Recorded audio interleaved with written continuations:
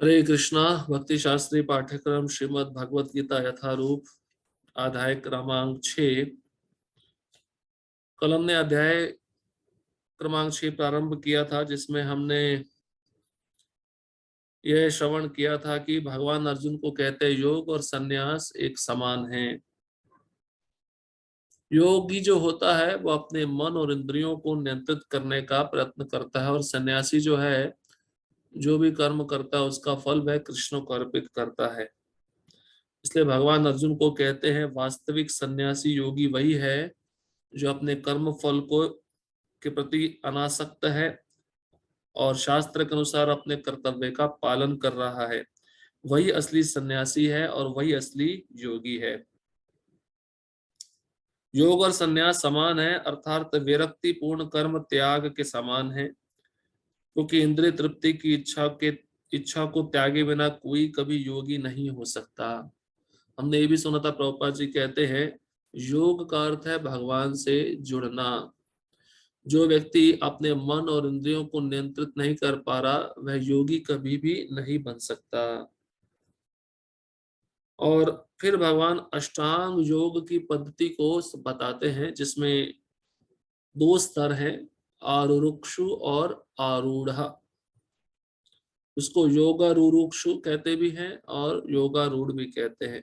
योगारूरुक्षु मतलब प्रारंभिक स्तर है। इसमें जब योगी प्रवेश करता है तो यम नियम का पालन करता है, और योगारूढ़ स्तर होता है जब वह समाधि में प्रवेश कर जाता है। यम मतलब नहीं करने योग्य कार्य, जो वर्जित कार्य होते हैं जिसको नहीं करना चाहिए। नियम मतलब करने योग्य कार्य जो बहुत ही अनिवार्य है। आसन शारीरिक व्यायाम कहलाते हैं योगी के लिए। प्राणायाम मतलब श्वसन अभ्यास, कुंभक रेचक इन श्वास की प्रक्रियाओं को रोकना और छोड़ना। प्रत्याहार मतलब इंद्रियों को विषयों से हटाना।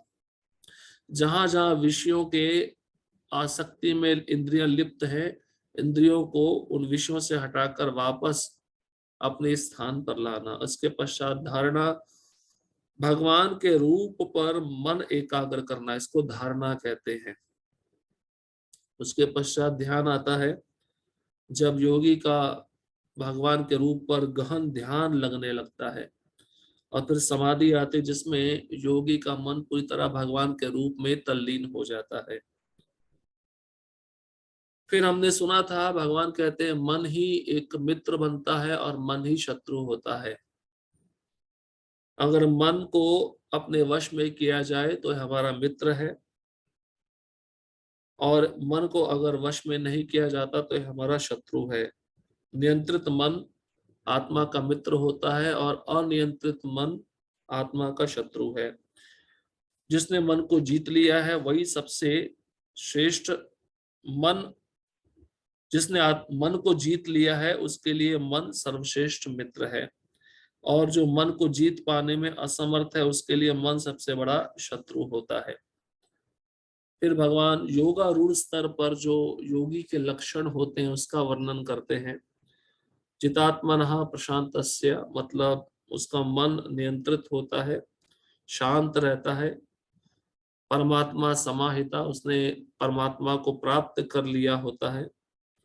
और शीतोष्ण सुख देश दुखेशु तथा मान अपमानयो, सुख दुख सर्दी गर्मी मान अपमान, इसमें वह समान स्तर पे रहता है।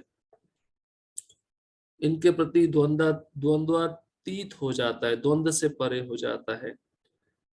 और शास्त्रीय ज्ञान उसको रहता है, अध्यात्म में स्थित रहता है, मतलब भगवान की भक्ति में स्थित रहता है, कभी विचलित नहीं होता। आत्म साक्षात्कारी होता है। और समलोष्टाश्म कांचना, कंकड़ पत्थर तथा सोना के प्रति उसकी समदृष्टि रहती है। और ऐसा व्यक्ति जो योगारूढ़ स्तर प्राप्त किया होता है सभी प्रकार के लोगों के प्रति संभाव रखता है। हितैषी हो, प्रिय मित्र हो, तटस्थ हो, मध्यस्थ हो, ईर्षालु हो, शत्रु तथा मित्र, पुण्यात्मा एवं पापी, इन सब के प्रति उसकी समान दृष्टि रहती है। फिर भगवान योगा अष्टांग योग की साधना बताते हैं। जिसमें शरीर, मन तथा आत्मा को समाधि में लगाना होता है, एकांत स्थान में बैठना होता है, सावधानी से मन को वश में करना होता है, निराशीर, अपरिग्रह, समस्त आकांक्षाओं तथा संग्रह भाव से उसको मुक्त होना चाहिए। शुद्ध और पवित्र एकांत स्थान, जो ना तो बहुत ऊंचा हो ना बहुत नीचा हो, ऐसे स्थान पर कुशा बिछाए, मुलायम कपड़ा डाले, मृगछाला से ढककर दृढ़ता से बैठ जाए। उसके पश्चात आत्म विशुद्ध मन को एक बिंदु पर एकाग्र करे, मन तथा इंद्रियों को वश में करते हुए हृदय को शुद्ध करने के लिए योगाभ्यास करे। कैसे बैठना है? शरीर, गर्दन तथा सिर सीधा रखे, दृढ़ तथा अविचलित रहते हुए नासिकाग्र पर लगातार दृष्टि लगाए। और फिर भगवान कहते हैं, मेरे रूप का ध्यान करता रहे, मत चित्तः, मन को इंद्रिय विषयों से हटा दे, उसके मन में भय नहीं होना चाहिए, और मुख्य रूप से ब्रह्मचर्य व्रत का पालन में लगा हुआ होना चाहिए, और मुझे ही अपना चरम लक्ष्य बनाए। इस प्रकार से हमने ये कुछ विधि सुनी थी जो अष्टांग योगी को करनी पड़ती है। आज हम श्लोक क्रमांक 15 से प्रारंभ कर रहे हैं। अध्याय 6, शीर्षक ध्यान योग, श्लोक क्रमांक 15।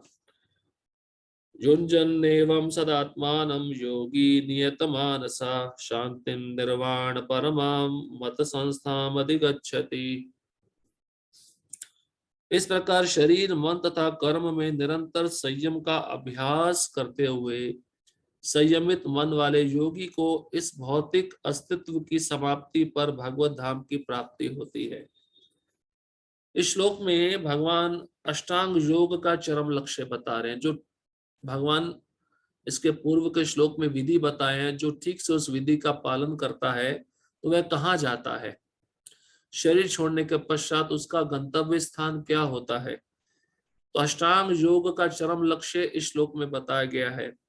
भगवान कहते हैं, शरीर मतलब सीधा हो, गर्दन सीधी हो, मन मुझ में एकाग्र हो, मेरे रूप पर टिका हुआ हो, और कर्म मतलब यहाँ जो शारीरिक प्राणायाम है वो ठीक से करे। इन पर संयम रखते हुए, अभ्यास करते हुए जब वह पूरी तरह से नियत मानसा मतलब संयमित मन को वश में कर लेता है, ऐसा योगी मेरे धाम को प्राप्त करता है। तो यहाँ पे दो शब्द आए हैं, निर्वाण परमाम और मत संस्थाम। निर्वाण परमाम का अर्थ है भौतिक अस्तित्व की समाप्ति। जब ये शरीर छूट जाता है उसको कहते हैं निर्वाण परमाम। तो योगी लोग ये निर्वाण शब्द का प्रयोग करते हैं। निर्वाण मतलब विलीन हो जाना, लेकिन यहाँ पर निर्वाण का अर्थ है अपना शरीर का त्याग करना, भौतिक शरीर। और मत संस्था मतलब भगवत धाम की प्राप्ति। भगवान कहते हैं मेरे धाम में आता है, पर कंडीशन एक है कि उस योगी का मन जो है मेरे पे एकाग्र चित्त होना चाहिए, तब मेरे धाम में आ सकता है। अगर योगी कोई सिद्धि की प्राप्ति करना चाहता तो उसको सिद्धि मिल जाएगी, मेरे धाम में नहीं आ पाएगा। तो यहाँ पे बताते हैं मत संस्था मतलब उसको मेरे धाम की प्राप्ति होती है अगर वह अपने मन को मुझ पे एकाग्र करता है। श्रील प्रभुपाद जी तात्पर्य में लिखते हैं, अब योगाभ्यास के चरम लक्ष्य का स्पष्टीकरण किया जा रहा है। तो देखिए, कोई भी योग बुरा नहीं है, लेकिन कठिन है। कलयुग के लोग इसको नहीं कर सकते। कल भी हमने सुना था लोगों की आयु बहुत कम है, कलयुगी जीव जो है अल्पजीवी है। दूसरा, हमेशा चिंताओं में मग्न रहते हैं। और तीसरा कारण क्या था? मंद मतलब आलसी, आत्म साक्षात्कार में मंद रहते हैं। इसलिए भगवत प्राप्ति इन योगों के द्वारा नहीं हो सकती। अष्टांग योग तो अच्छा है कि जो संकीर्तन यज्ञ है कलयुग में, जो सबसे सरल है, उसी के द्वारा हम भगवत प्राप्ति कर सकते हैं। योगाभ्यास किसी भौतिक सुविधा की प्राप्ति के लिए नहीं किया जाता। इसका उद्देश्य तो भौतिक संसार से विरक्ति प्राप्त करना है। जितने भी भगवान नियम बताए इस अष्टांग योग को करने के लिए, वो वैराग्य की तरफ लेके जाते हैं। देखिए कौन कौन से नियम थे। पहले तो घर छोड़कर जंगल में जाना है, फिर ब्रह्मचर्य व्रत का पालन करना है, कोई भी संग्रह नहीं होना चाहिए, इकट्ठा सामान खाने का वस्तु भी इकट्ठा नहीं करना है। तो ये क्या दर्शाता है? ये वैराग्य की तरफ ले जाने वाला योगाभ्यास है। तो जो अगर कोई योग आपको भौतिक भोग में लगा रहा है तो वह योग नहीं कहलाया जाएगा। तो संसार से विरक्ति की तरफ ये योग लेकर जाता है। जो कोई इसके द्वारा स्वास्थ्य लाभ चाहता है या भौतिक सिद्धि प्राप्त करने का इच्छुक होता है, वह भगवत गीता के अनुसार योगी नहीं है। देखिए प्रभुपाद जी तात्पर्य में कह रहे हैं, कोई प्राणायाम कर रहा है, उद्देश्य क्या है? शरीर ठीक रखना, तो योगी नहीं कहलाया जाएगा। या कोई योग कर रहा है सिद्धि प्राप्त करने के लिए, वो भी योगी नहीं कहलाया जाएगा। योगी तभी बनेगा जब वह अपने मन और इंद्रियों को नियंत्रित करेगा और अपना मन भगवान के रूप पर एकाग्रचित्त करेगा। ना ही भौतिक अस्तित्व की समाप्ति का अर्थ शून्य में प्रवेश है, क्योंकि यह कपोल कल्पना है। तो निर्वाण ब्रह्म की प्राप्ति करने वाले योगी, जो ज्ञान योगी भी जिनको कहते हैं, मायावादी, निर्विशेषवादी, उनका उद्देश्य क्या होता है? शरीर को भगवान के तेज में लीन कर देना या शून्य में प्रवेश करना। शून्य मतलब जीरो। एक अपोल कल्पना है। जीव का जो अस्तित्व है वो कभी नष्ट नहीं होता, शून्य नहीं होता। भगवान की सृष्टि में कहीं भी शून्य नहीं है। उल्टे भौतिक अस्तित्व की समाप्ति से मनुष्य भगवत धाम में प्रवेश करता है। भागवतम के चौथे स्कंद में ध्रुव महाराज जब भगवत धाम जा रहे थे तो ऐसा वर्णन कहीं आता है कि वह भगवान के तेज में लीन हो गए, उन्होंने अस्तित्व समाप्त कर दिया। तो भक्त जब भगवान के धाम में जाता है तो उनकी सेवा ही करता है, वह अपना अस्तित्व समाप्त नहीं करता। क्योंकि भगवान गीता में स्पष्ट बोले हैं कि ये जो जीवात्मा है मेरा नित्य अंश है, सनातन। सनातन मतलब शाश्वत, ये भी कभी नष्ट नहीं होता, ना मैं कभी नष्ट होता हूं। भगवत गीता में भगवत धाम का भी स्पष्टीकरण किया गया है कि ये वह स्थान है जहां ना सूर्य की आवश्यकता है, ना चांद या बिजली की। आध्यात्मिक राज्य के सारे लोग उसी प्रकार से स्वतः प्रकाशित है जिस प्रकार सूर्य द्वारा ये भौतिक आकाश। वैसे तो भगवत धाम सर्वत्र है, किंतु चिन्मय व्योम तथा उसके लोकों को ही परम धाम कहा जाता है। तो भगवान का धाम कैसा है? ना सूर्य है, ना चंद्र है, ना बिजली है। यहाँ पे बिजली होती है, हमें पैसा देना पड़ता है, बिल भरना पड़ता है। लेकिन भगवान के धाम में बिजली ही नहीं है, स्वयं प्रकाशित धाम है। तो प्रभुपाद जी कहते हैं इस भौतिक जगत में भी धाम है, लेकिन जो चिन्मय व्योम, चिन्मय व्योम, व्योम मतलब आध्यात्मिक आकाश, जो वैकुंठ लोक कहलाता है, उन लोगों को परम धाम कहा जाता है। आपने सुना होगा प्रभुपाद जी भी कभी कभार अपने लेक्चर में, प्रवचन में वैकुंठ बोलते थे। तो प्रभुपाद जी कहते हैं वैकुंठ का मतलब गोलोक ही है।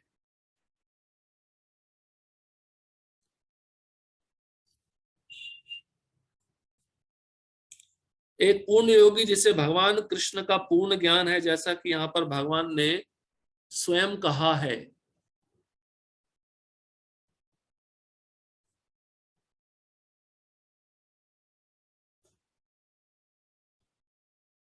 मच्चित्ता मत परहा मतस्थानम, वास्तविक शांति प्राप्त कर सकता है और अंत तो गत्वा कृष्ण लोक या गोलोक वृंदावन को प्राप्त होता है। तो पूर्ण योगी कौन है? वह भक्त है जिसको कृष्ण के बारे में पूरा ज्ञान है। और भगवान कहते हैं मत चित्ता मतलब अपना चित्त वह मुझ पे लगाता है, मत परा मतलब मेरी सेवा करता है, और मत स्थानम मतलब मेरे धाम में आता है, और मेरे धाम में आकर उसको परम शांति प्राप्त होती है। ब्रह्म संहिता में 5वां अध्याय 37वें श्लोक में स्पष्ट उल्लेख है, गोलोक एव निवसति अखिलात्म भूता। यद्यपि भगवान सदैव अपने धाम में निवास करते हैं, जिसे गोलोक कहते, तो भी वे अपनी परा आध्यात्मिक शक्तियों के कारण सर्वव्यापी ब्रह्म तथा अंतर्यामी परमात्मा है।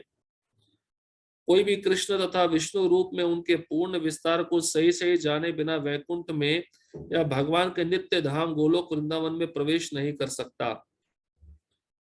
तो कृष्ण के बारे में पूर्ण रूप से जानेंगे तभी हम उनके धाम में जाने का अधिकारी या अधिकार प्राप्त कर पाएंगे।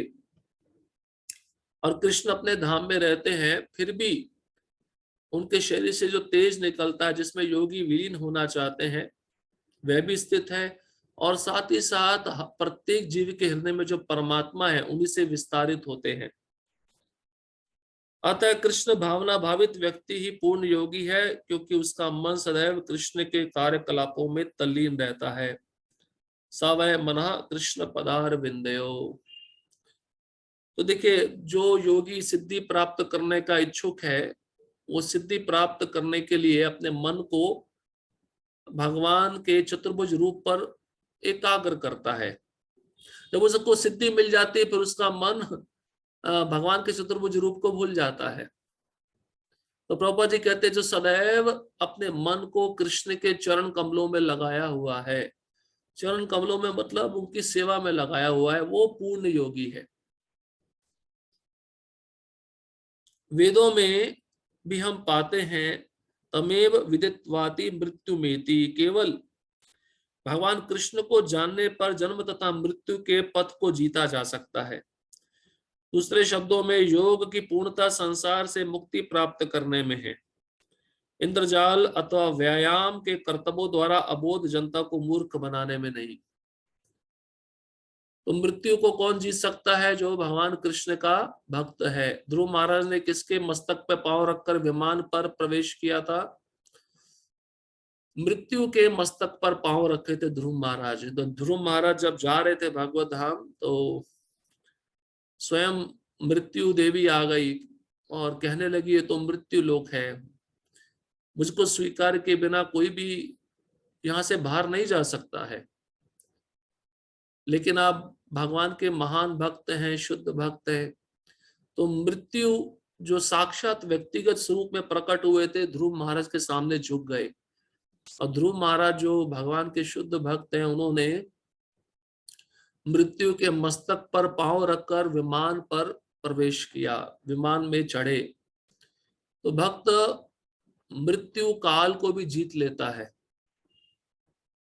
और प्रभुपाद जी कहते हैं योग का अर्थ है संसार से मुक्ति प्राप्त करना। मुक्ति मतलब भगवान के धाम वापस जाना। योग का अर्थ ये नहीं है अलग अलग प्रकार से कर्तव्य दिखा दिए, व्यायाम दिखा दिए, जिसको प्रभुपाद जी जिम्नास्टिक कहते हैं अपने अंग्रेजी शब्द में। देखते हैं ना बहुत सारे लोग योग करते हैं लेकिन योग नहीं होता, वो व्यायाम होता है शरीर का। तो असली योग है भक्ति योग, जो भक्ति के द्वारा एक भक्त भगवान से अपना संबंध स्थापित करता है, सेवा करता है और अपना शरीर त्यागने के बाद भगवत धाम में प्रवेश करता है।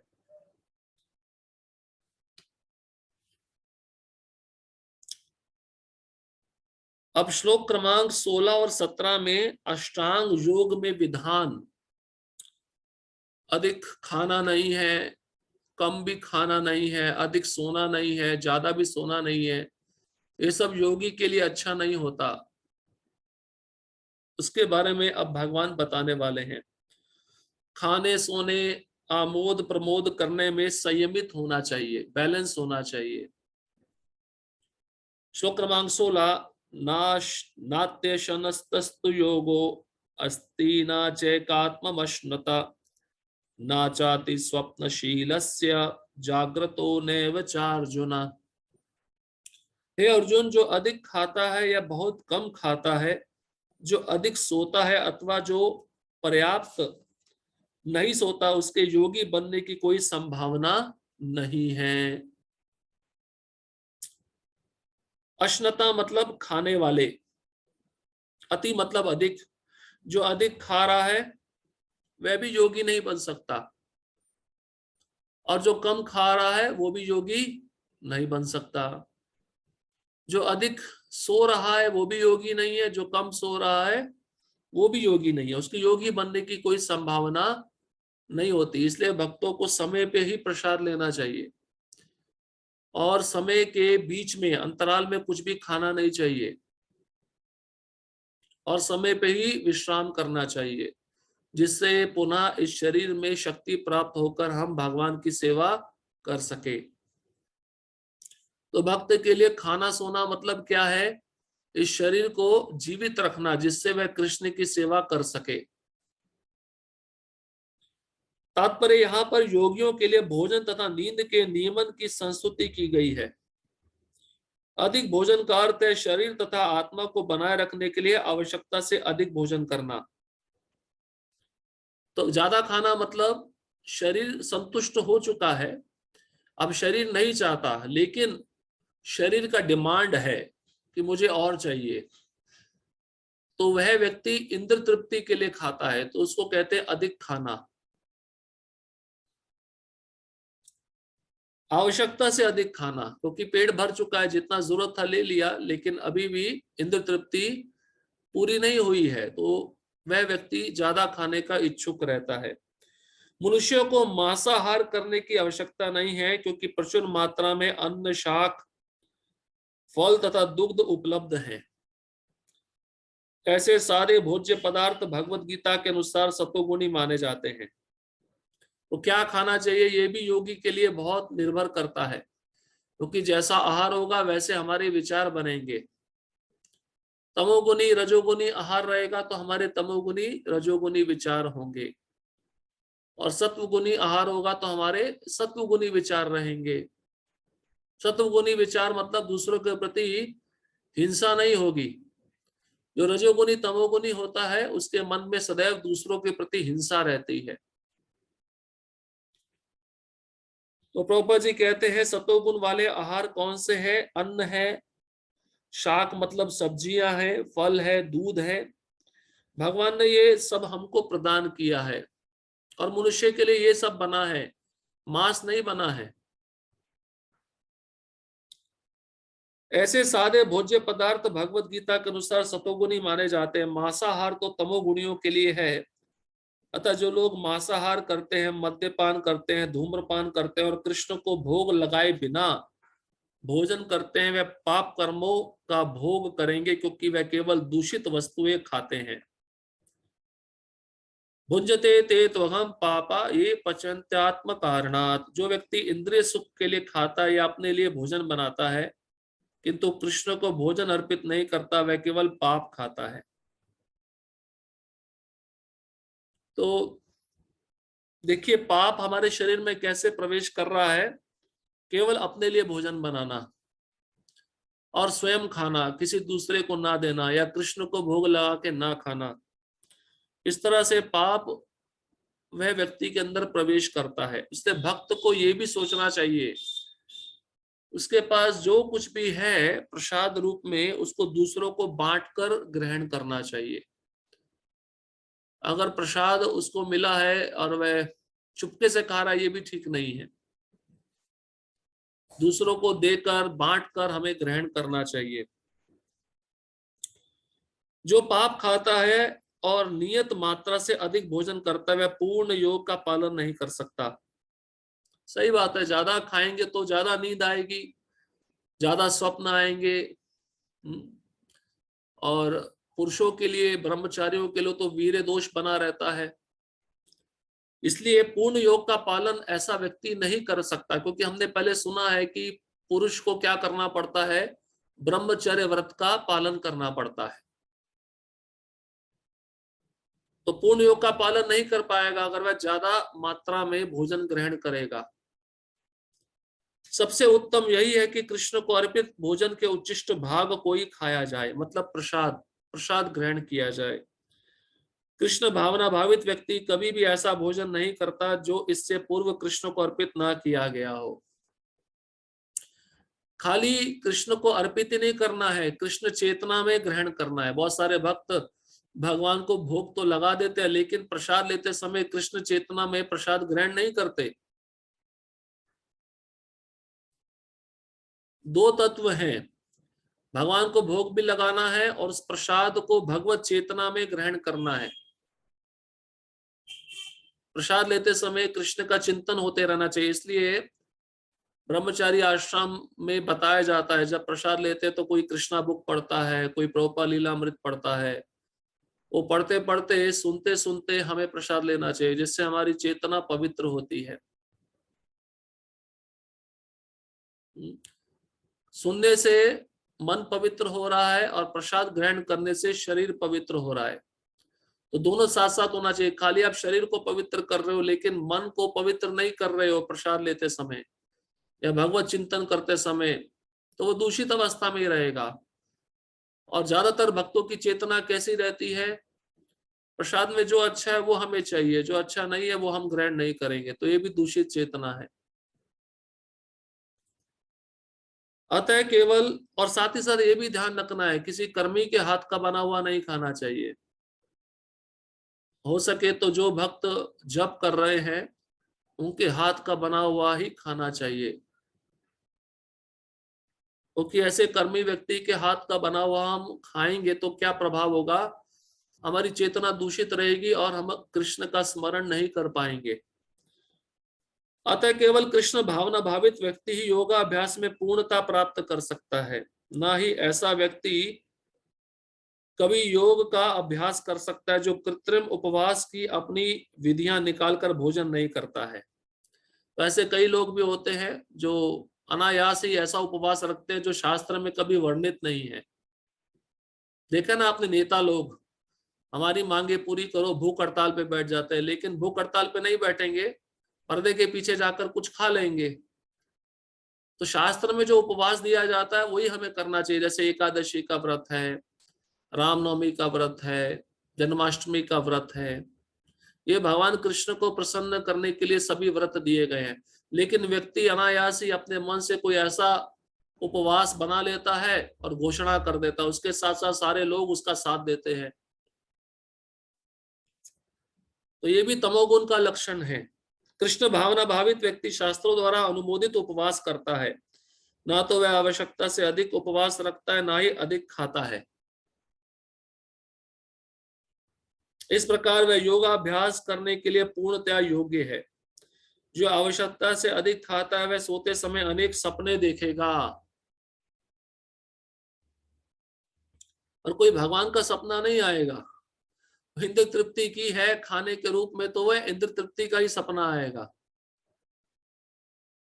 अतः आवश्यकता से अधिक सोएगा।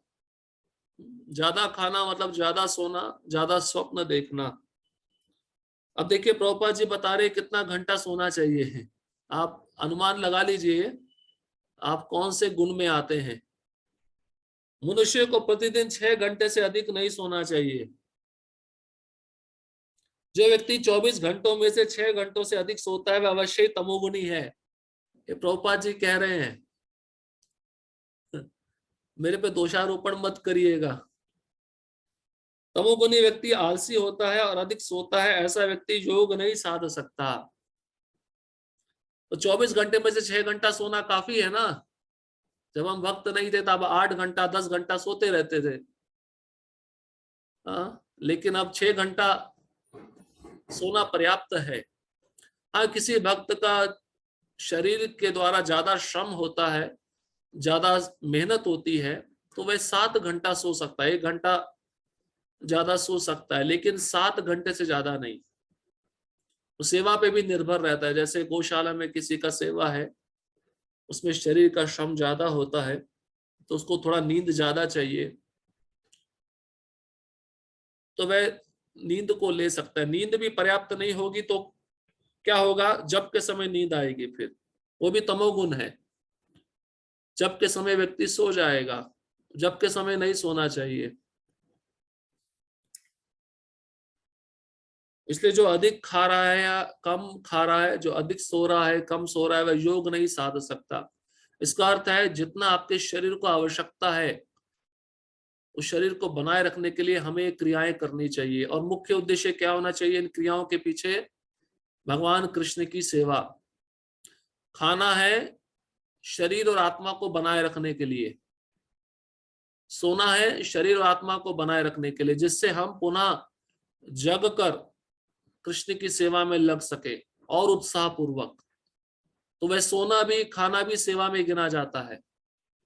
अगर आपका खाना सोना ज्यादा हो रहा है और भगवत चिंतन में नहीं हो रहा, उस सेवा में नहीं गिना जाएगा, वो समय की बर्बादी होगी। क्योंकि प्रभुपाद जी कहते हैं कि खाना और सोना सबसे ज्यादा समय यही लेता है और ज्यादातर समय इसी में बर्बाद होता है। तो नींद भी एक प्रकार का नशा है, इस नशे से भक्त को बचना चाहिए। इसलिए सुबह जल्दी उठना चाहिए और रात को जल्दी सोना चाहिए, तभी शरीर स्वस्थ रहेगा, उसमें किसी प्रकार का व्याधि नहीं लगेगा।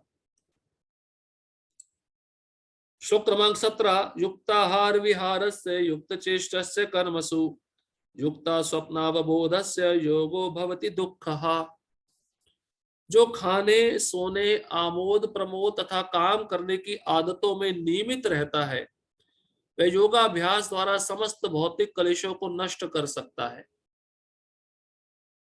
बिल्कुल सही बात है। देखिए भगवान प्रैक्टिकल बात बता रहे हैं अर्जुन को। अर्जुन को कहते हैं समय पे खाना चाहिए।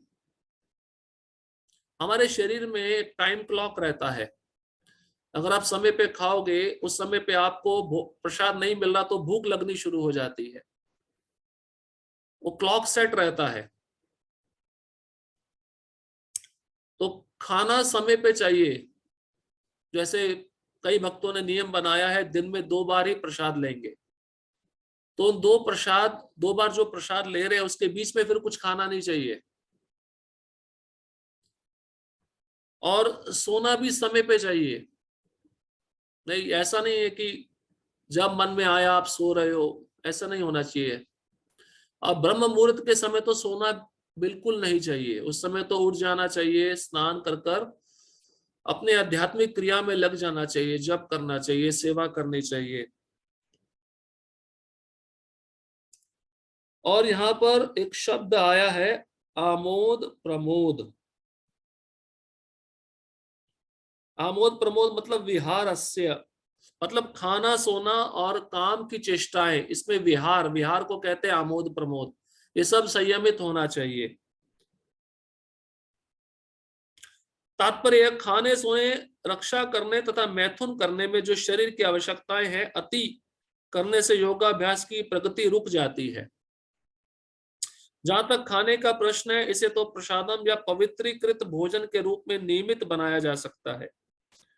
भगवद गीता 9वां अध्याय 26वें श्लोक के अनुसार भगवान कृष्ण को शाक फूल फल अन्न दुग्ध आदि भेंट किए जाते हैं। इस प्रकार एक कृष्ण भावना भावित व्यक्ति को ऐसा भोजन न करने का स्वतः प्रशिक्षण प्राप्त रहता है जो मनुष्य के खाने योग्य नहीं होता या कि सतोगुणी नहीं होता। तो प्रसाद खाने के बाद बहुत सारे लोग मांस खाना छोड़ देते हैं। हाँ, तो यहाँ पे प्रभुपाद जी यही कह रहे हैं कि ऑटोमेटिक प्रैक्टिस हो जाता है, प्रशिक्षण मिल जाता है। इसलिए प्रसाद लेने पर हमारा मन तमोगुणी आहार के प्रति आकृष्ट नहीं होगा। इसलिए प्रसाद ही ग्रहण करना चाहिए और वो भी समय पे।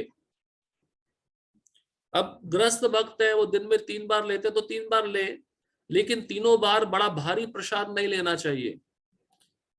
रात में भी भारी ले रहे हैं, रात में हल्का लेना चाहिए जिससे सुबह जल्दी उठ सके। अब सोने का बारे में बता रहे हैं प्रभुपाद जी। जहां तक सोने का प्रश्न है, कृष्ण भावना भावित व्यक्ति कृष्ण भावनामृत में कर्म करने में निरंतर सतर्क रहता है, अतः निद्रा में वे व्यर्थ समय नहीं गवाता।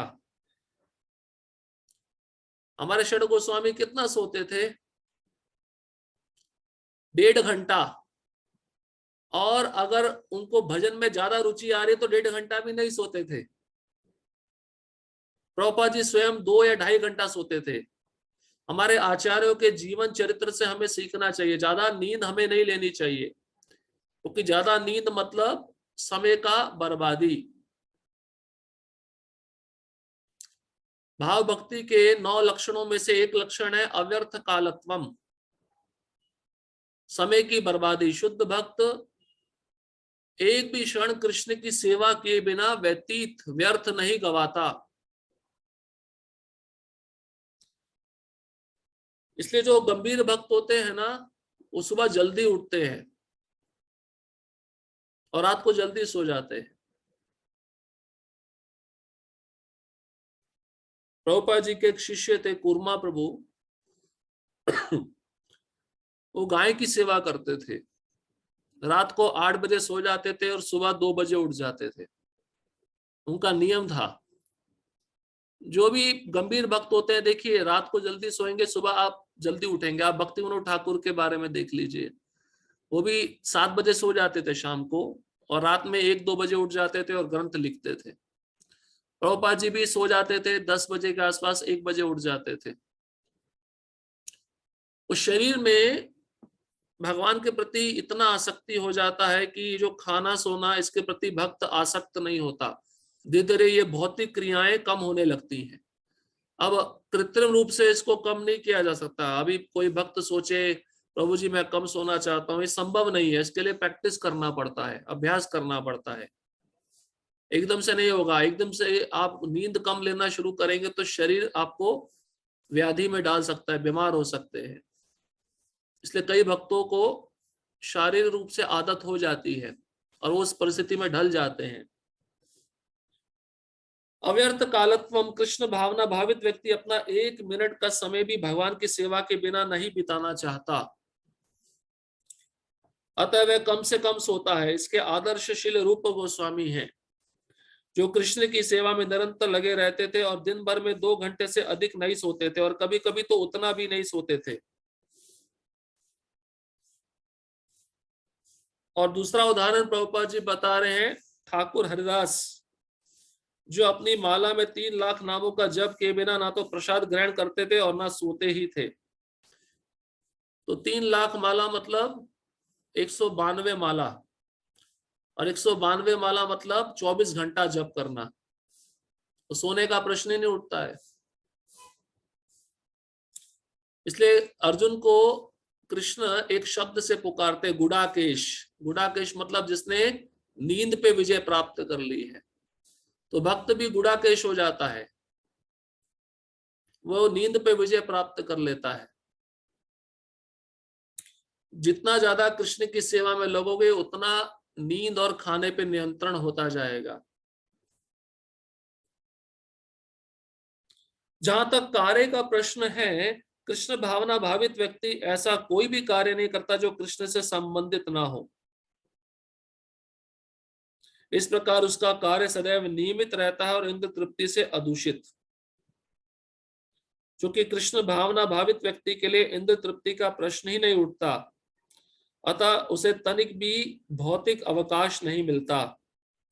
तो भक्त तो भगवान की सेवा ही चाहते हैं, सेवा के अतिरिक्त वह और कुछ नहीं चाहते, और उनके मन में इंद्र तृप्ति का भाव नहीं रहता। इसलिए एक भी क्षण वह भगवान की सेवा किए बिना व्यतीत नहीं करते।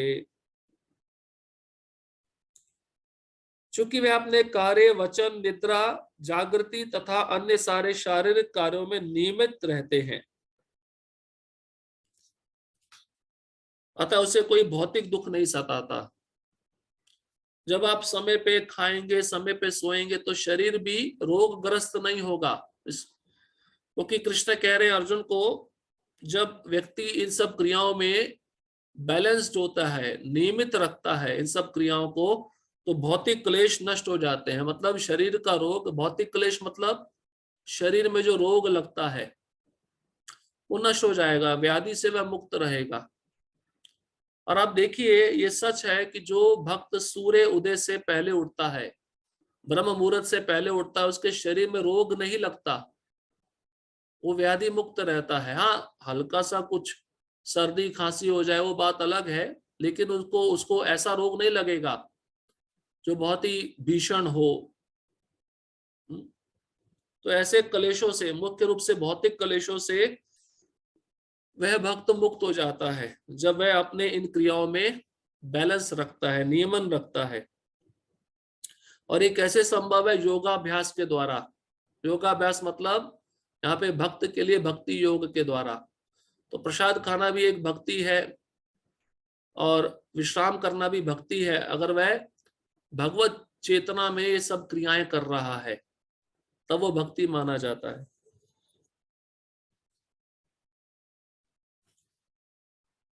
अब श्लोक क्रमांक 18 और 19 में अष्टांग योग की सिद्ध अवस्था, जो अष्टांग योगी होता है, योगारूढ़ अवस्था में आकर जब समाधि में जाता है तो क्या क्या क्रियाएं होती हैं उसके बारे में भगवान बता रहे हैं। यदा विनियतम चित्तात्मम अन्नेवावतिष्ठते निस्पृहा सर्वकामेभ्यो युक्त इत्युच्यते तदा। जब योगी योगाभ्यास द्वारा अपने मानसिक कार्यकलापों को वश में कर लेता है और अध्यात्म में स्थित हो जाता है, अर्थात समस्त भौतिक इच्छाओं से रहित हो जाता है, तब वह योग में सुस्थिर कहा जाता है। तो भगवान कहते हैं योगी योग में कब स्थित रहता है, कब स्थिर रहता है, जब अपनी भौतिक इच्छाओं को वह त्याग देता है, उसके मन में भौतिक इच्छाएं प्रवेश नहीं करती और मन को नियंत्रित कर लेता है, तब वह अध्यात्म में स्थित कहलाता है। भक्ति में भी ऐसा है, आपने देखा होगा कोई भक्त जिसका मन चंचल नहीं है, जिसका मन सदैव भगवान की सेवा में या गुरु की आज्ञा पालन करने में लगा हुआ है, वह भक्त स्थिर होता है, उद्विग्न नहीं होता। स्थिर कैसे देखेंगे हम वह भक्त स्थिर है? तो जो भी आप उसको प्रसाद के रूप में दोगे वो ग्रहण कर लेगा, इच्छा व्यक्त नहीं करेगा मुझे ये चाहिए मुझे वो चाहिए। जो भी वस्त्र दोगे स्वीकार कर लेगा, जो भी स्थान दोगे रहने के लिए वहां पे रह लेगा। इसका मतलब वो स्थिर है भक्ति में, वो प्रगतिशील है, क्योंकि उसके मन में कोई भी भौतिक इच्छा नहीं है। अब इस श्लोक में देखिए तात्पर्य में प्रभुपाद जी अम्बरीश महाराज का उदाहरण देंगे। भक्त योग में कैसे सुस्थिर हो सकता है। तात्पर्य साधारण मनुष्य की तुलना में योगी के कार्यों में यह विशेषता होती है कि वह समस्त भौतिक इच्छाओं से मुक्त रहता है, जिनमें मैथुन प्रमुख है। तो कल भी हमने चर्चा किया था, जो गृहस्थ भक्त होता है वह भी गृहस्थ ब्रह्मचारी कहलाता है। वो अपनी पत्नी का संग करता है केवल संतान उत्पत्ति के लिए। तो सबसे बड़ी भौतिक इच्छा क्या है इस संसार में? प्रभुपाद जी लिख रहे हैं मैथुन, जो हर स्त्री हर पुरुष चाहते हैं। तो गृहस्थ आश्रम में भी आपने देखा होगा कई भक्त ऐसे होते हैं कि अब गृहस्थ आश्रम के दायित्व को निभाकर वानप्रस्थ आश्रम में प्रवेश करना चाहते हैं, पूरी तरह से भगवान की सेवा में लगना चाहते हैं। उनका मन अब घर में नहीं लगता। तो इसका मतलब है जो मैथुन का सुख इस आनंद में हर एक जीव ले रहा है, उससे वह मुक्त हो जाता है, वह गृहस्थ भक्त। एक पूर्ण योगी अपने मानसिक कार्यों में इतना अनुशासित होता है कि उसे कोई भी भौतिक इच्छा विचलित नहीं कर सकती। ये सिद्ध अवस्था कृष्ण भावना भावित व्यक्तियों द्वारा स्वतः प्राप्त हो जाती है। तो भक्ति के द्वारा भक्त को ये सिद्ध अवस्था कैसे मिलती है कि उसके जीवन में कितना भी कष्ट आए वो सहन करता है, विचलित नहीं होता, डरता नहीं है। कैसे प्राप्त होती है ये सिद्ध अवस्था भक्त को? अब क्रिया बता रहे हैं। श्रीमद् भागवत में 9वां स्कंद 4था अध्याय 18, 19 और 20 श्लोक, 3 श्लोकों में कहा गया है। ये अम्बरीश महाराज के द्वारा सुखदेव गोस्वामी अम्बरीश महाराज के गुणगान में श्लोक बोले हैं। सावे मना कृष्ण पदार विंदयो वाचांसि वैकुंठ गुणानुवर्णने करो हरिर्मंदिर मार्जनादिषु श्रुतिम चकारा अच्युत सत्कथोदय मुकुंद लिंगालय दर्शने दृशौ तद्गृत्य गात्रा स्पर्शे अंग संगमम घ्राणम च तत्पाद सरोज सौरभे श्रीमत् तुलस्या रसनाम तदर्पिते पादौ हरेर्क्षेत्र पदानुसर्पणे शिरो ऋषिकेश पदाभिवंदने कामं च दस्ये न तु काम काम्यया यथोत्तम श्लोक जनाश्रया रतिः। राजा अम्बरीश ने सर्वप्रथम अपने मन को भगवान के चरण कमलों पर स्थिर कर दिया, फिर क्रमशः अपनी वाणी को कृष्ण के गुणानुवाद में लगाया, हाथों को भगवान के मंदिर को स्वच्छ करने, कानों को भगवान के कार्यकलापों को सुनने, आंखों को भगवान के दिव्य रूप का दर्शन करने, शरीर को अन्य भक्तों के शरीरों का स्पर्श करने, घ्राणेन्द्रियों को भगवान पर चढ़ाए गए कमल पुष्प की सुगंध सूंघने, जीभ को भगवान के चरण कमलों पर चढ़ाए गए तुलसी पत्रों का स्वाद लेने, पांवों को तीर्थ यात्रा करने तथा भगवान के मंदिर तक जाने, सिर को भगवान को प्रणाम करने तथा अपनी इच्छाओं को भगवान की इच्छा पूरी करने में लगा दिए। सारे दिव्य कार्य शुद्ध भक्त के सर्वथा अनुरूप हैं। तो ज्ञान इंद्रियां, कर्म इंद्रियां, इन सब के द्वारा हमको कृष्ण की सेवा करनी होगी, तब भक्त उस भक्ति मार्ग में स्थिर होता है। और जब स्थिर हो जाता है, उसके जीवन में कितना भी कष्ट क्यों ना आए, वह विचलित नहीं होता। अम्बरीश महाराज के जीवन में कौन सा कष्ट आया था जो वह विचलित नहीं हुए? दुर्वासा मुनि ने क्या करना चाहा था? उनको मारना चाहा था। तो अम्बरीश महाराज भागे थे बचने के लिए? कहीं भागे नहीं थे, वहीं पे खड़े रहे थे, क्योंकि कृष्ण पे आश्रित हैं, उनका मन कृष्ण में लगा हुआ है। तो उस विपदा से, उस कष्ट से, उस दुख से वह विचलित नहीं हुए। तो भक्त की स्थिति होती है। निर्विशेषवादियों के लिए दिव्य व्यवस्था अनिवर्चनीय हो सकती है, किंतु कृष्ण भावना भावित व्यक्ति के लिए अत्यंत सुगम एवं व्यवहारिक है, जैसा कि महाराज अम्बरीश की ऊपरी वर्णित जीवनचर्या से स्पष्ट हो जाता है। जब तक निरंतर स्मरण द्वारा भगवान के चरण कमलों में मन को स्थिर नहीं कर लिया जाता, तब तक ऐसे दिव्य कार्य व्यवहारिक नहीं बन पाते। तो प्रैक्टिस करना पड़ेगा, अभ्यास करना पड़ेगा इन सेवाओं के द्वारा मन को किस प्रकार कृष्ण के सेवा में लगाया जाए। अतः भगवान की भक्ति में इन विहित कार्यों को अर्चन कहते हैं। तो इसको अर्चन कहते हैं। अर्चन मतलब पूजा। अम्बरीश महाराज अपनी इंद्रियों से जो भगवान कृष्ण की सेवा कर रहे थे, उसको अर्चन कहते हैं। अर्चन मतलब पूजा। अतः भगवान की भक्ति में इन विहित कार्यों को अर्चन कहते हैं, जिसका अर्थ है समस्त इंद्रियों को भगवान की सेवा में लगाना। तो इन सेवा के द्वारा भक्त भगवान की पूजा करता है, अर्चना करता है। अगर मंदिर का मार्जन कर रहा है अपने हाथों से, तो भगवान की अर्चना है। भगवान के लिए कुकिंग कर रहा है, तो वो भी हाथों से भगवान का अर्चन है, पूजा है। अपने पांवों को भगवान के तीर्थ स्थान में लेके जा रहा है, मंदिर तक लेके जा रहा है, पांव के द्वारा पूजा है, अर्चन है। इंद्रियों तथा मन को कुछ ना कुछ कार्य चाहिए, कोरा निग्रह व्यवहारिक नहीं। अतः सामान्य लोगों के लिए, विशेषकर जो लोग संन्यास आश्रम में नहीं है, ऊपर वर्णित इंद्रियों तथा मन का दिव्य कार्य ही दिव्य सफलता की सही विधि है, जिसे भगवत गीता में युक्त कहा गया है। तो प्रभुपाद जी कहते जो सन्यासी नहीं है, सन्यासी ने तो अपना पूरा मन, शरीर, वाणी कृष्ण की सेवा में लगा दी है। तो प्रभुपाद जी गृहस्थों के विषय में कह रहे हैं, जो गृहस्थ घर में रहते हैं, इन विधियों के द्वारा कृष्ण की सेवा में उन्हें लगना चाहिए, तभी वह भक्ति योग में सुस्थिर हो पाएंगे।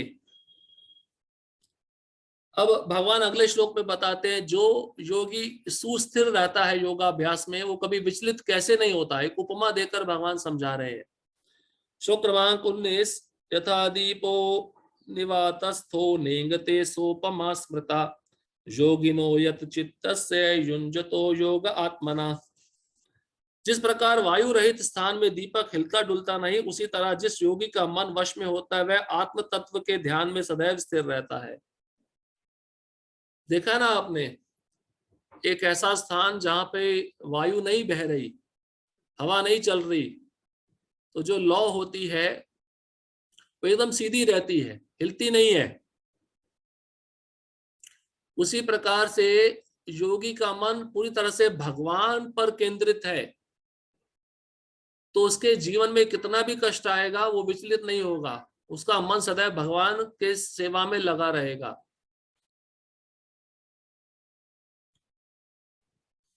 तात्पर्य, कृष्ण भावना भावित व्यक्ति अपने आराध्य देव के चिंतन में उसी प्रकार अविचलित रहता है, जिस प्रकार वायु रहित स्थान में एक दीपक रहता है। अगर मान लो वायु चल रही है तो लौ हिलेगी ना, और बुझ भी सकती है। इसका मतलब ऐसा भक्त जो भक्ति में नया नया आया है, जिसकी श्रद्धा कोमल है और उसके जीवन में कोई कष्ट आ जाए तो विचलित होगा और वो छोड़ भी देगा, भक्ति छोड़ भी देगा।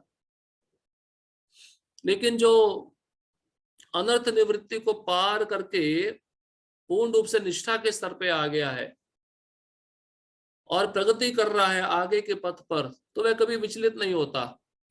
उसका कृष्ण भावना भावित लौ सीधा रहता है, भगवान के चरण कमलों पर केंद्रित रहता है।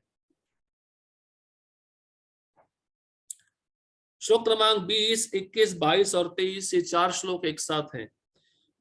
यत्रोपरमते चित्तम निरुद्धम योग सेवया यत्र चैवात्मनात्मानं पश्यन्नात्मनि तुष्यति सुखमान्त्यन्तिकं यत् तद्बुद्धिर्ग्राहमतीन्द्रियं वेत्ति यत्र न चैवायं स्थितश्चलति तत्वता यं लब्ध्वा परं लाभं मन्यतेनाधिकं ततः यस्मिन् स्थितो न दुःखेन गुरुणापि विचाल्यते तम विद्या दुख संयोग वियोगम योग संगितम।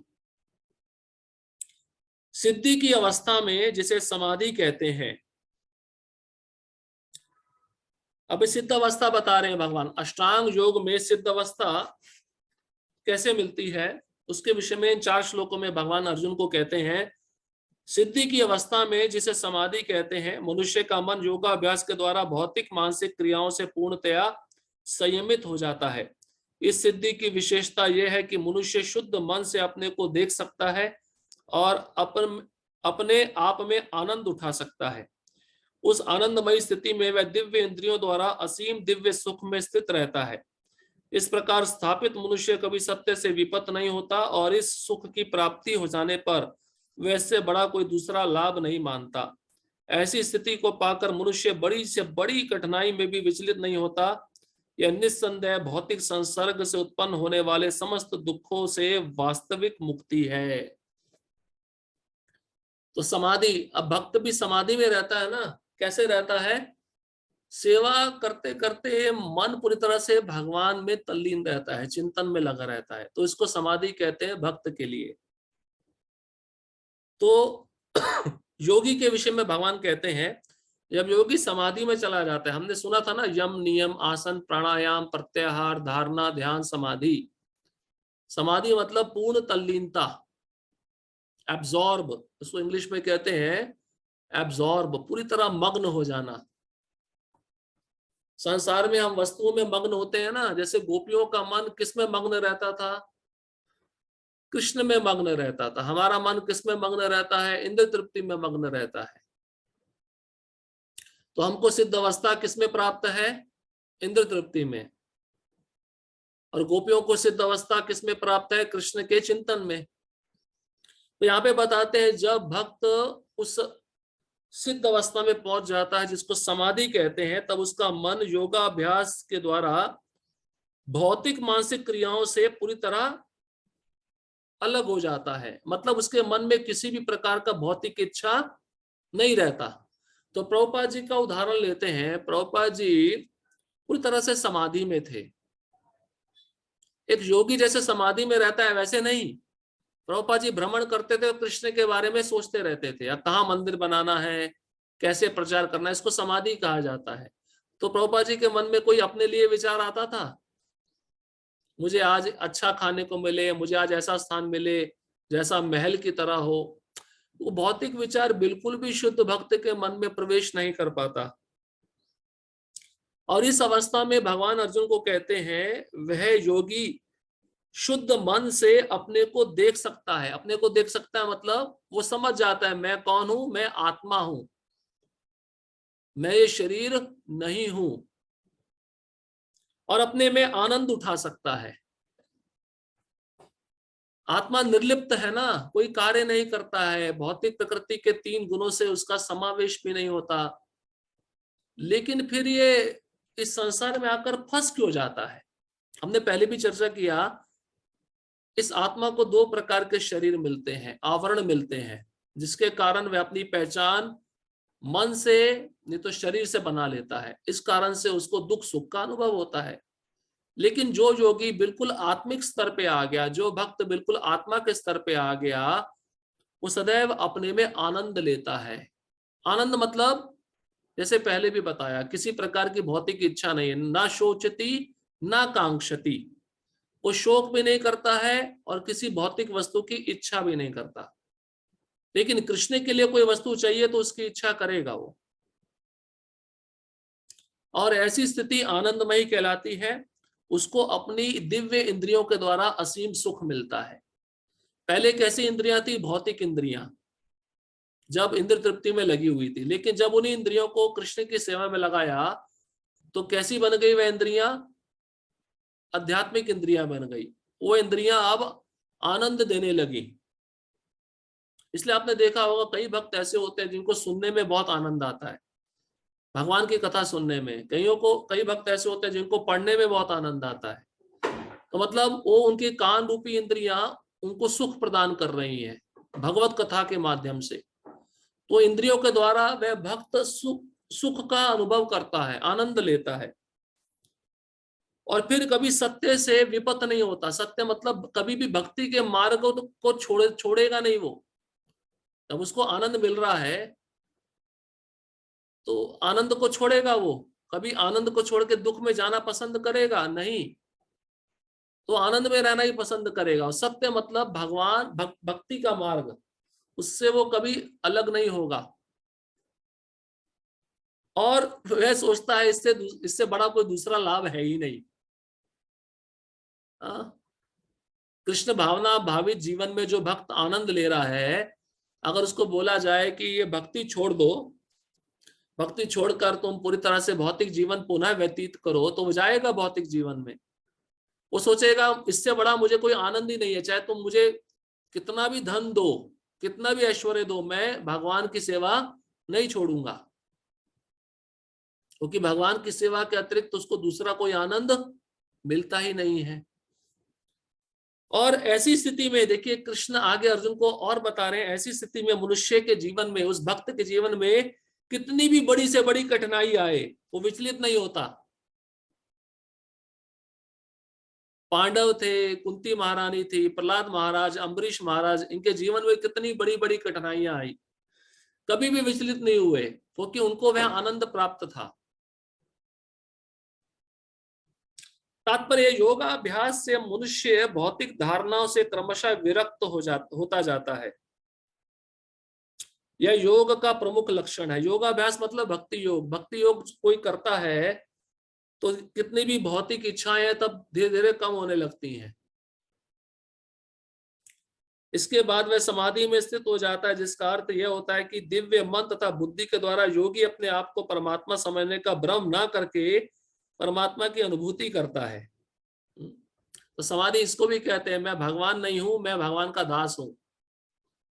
तो वह अपनी पहचान भगवान के रूप में ना कर भगवान के दास के रूप में करता है, इसको समाधि कहते हैं।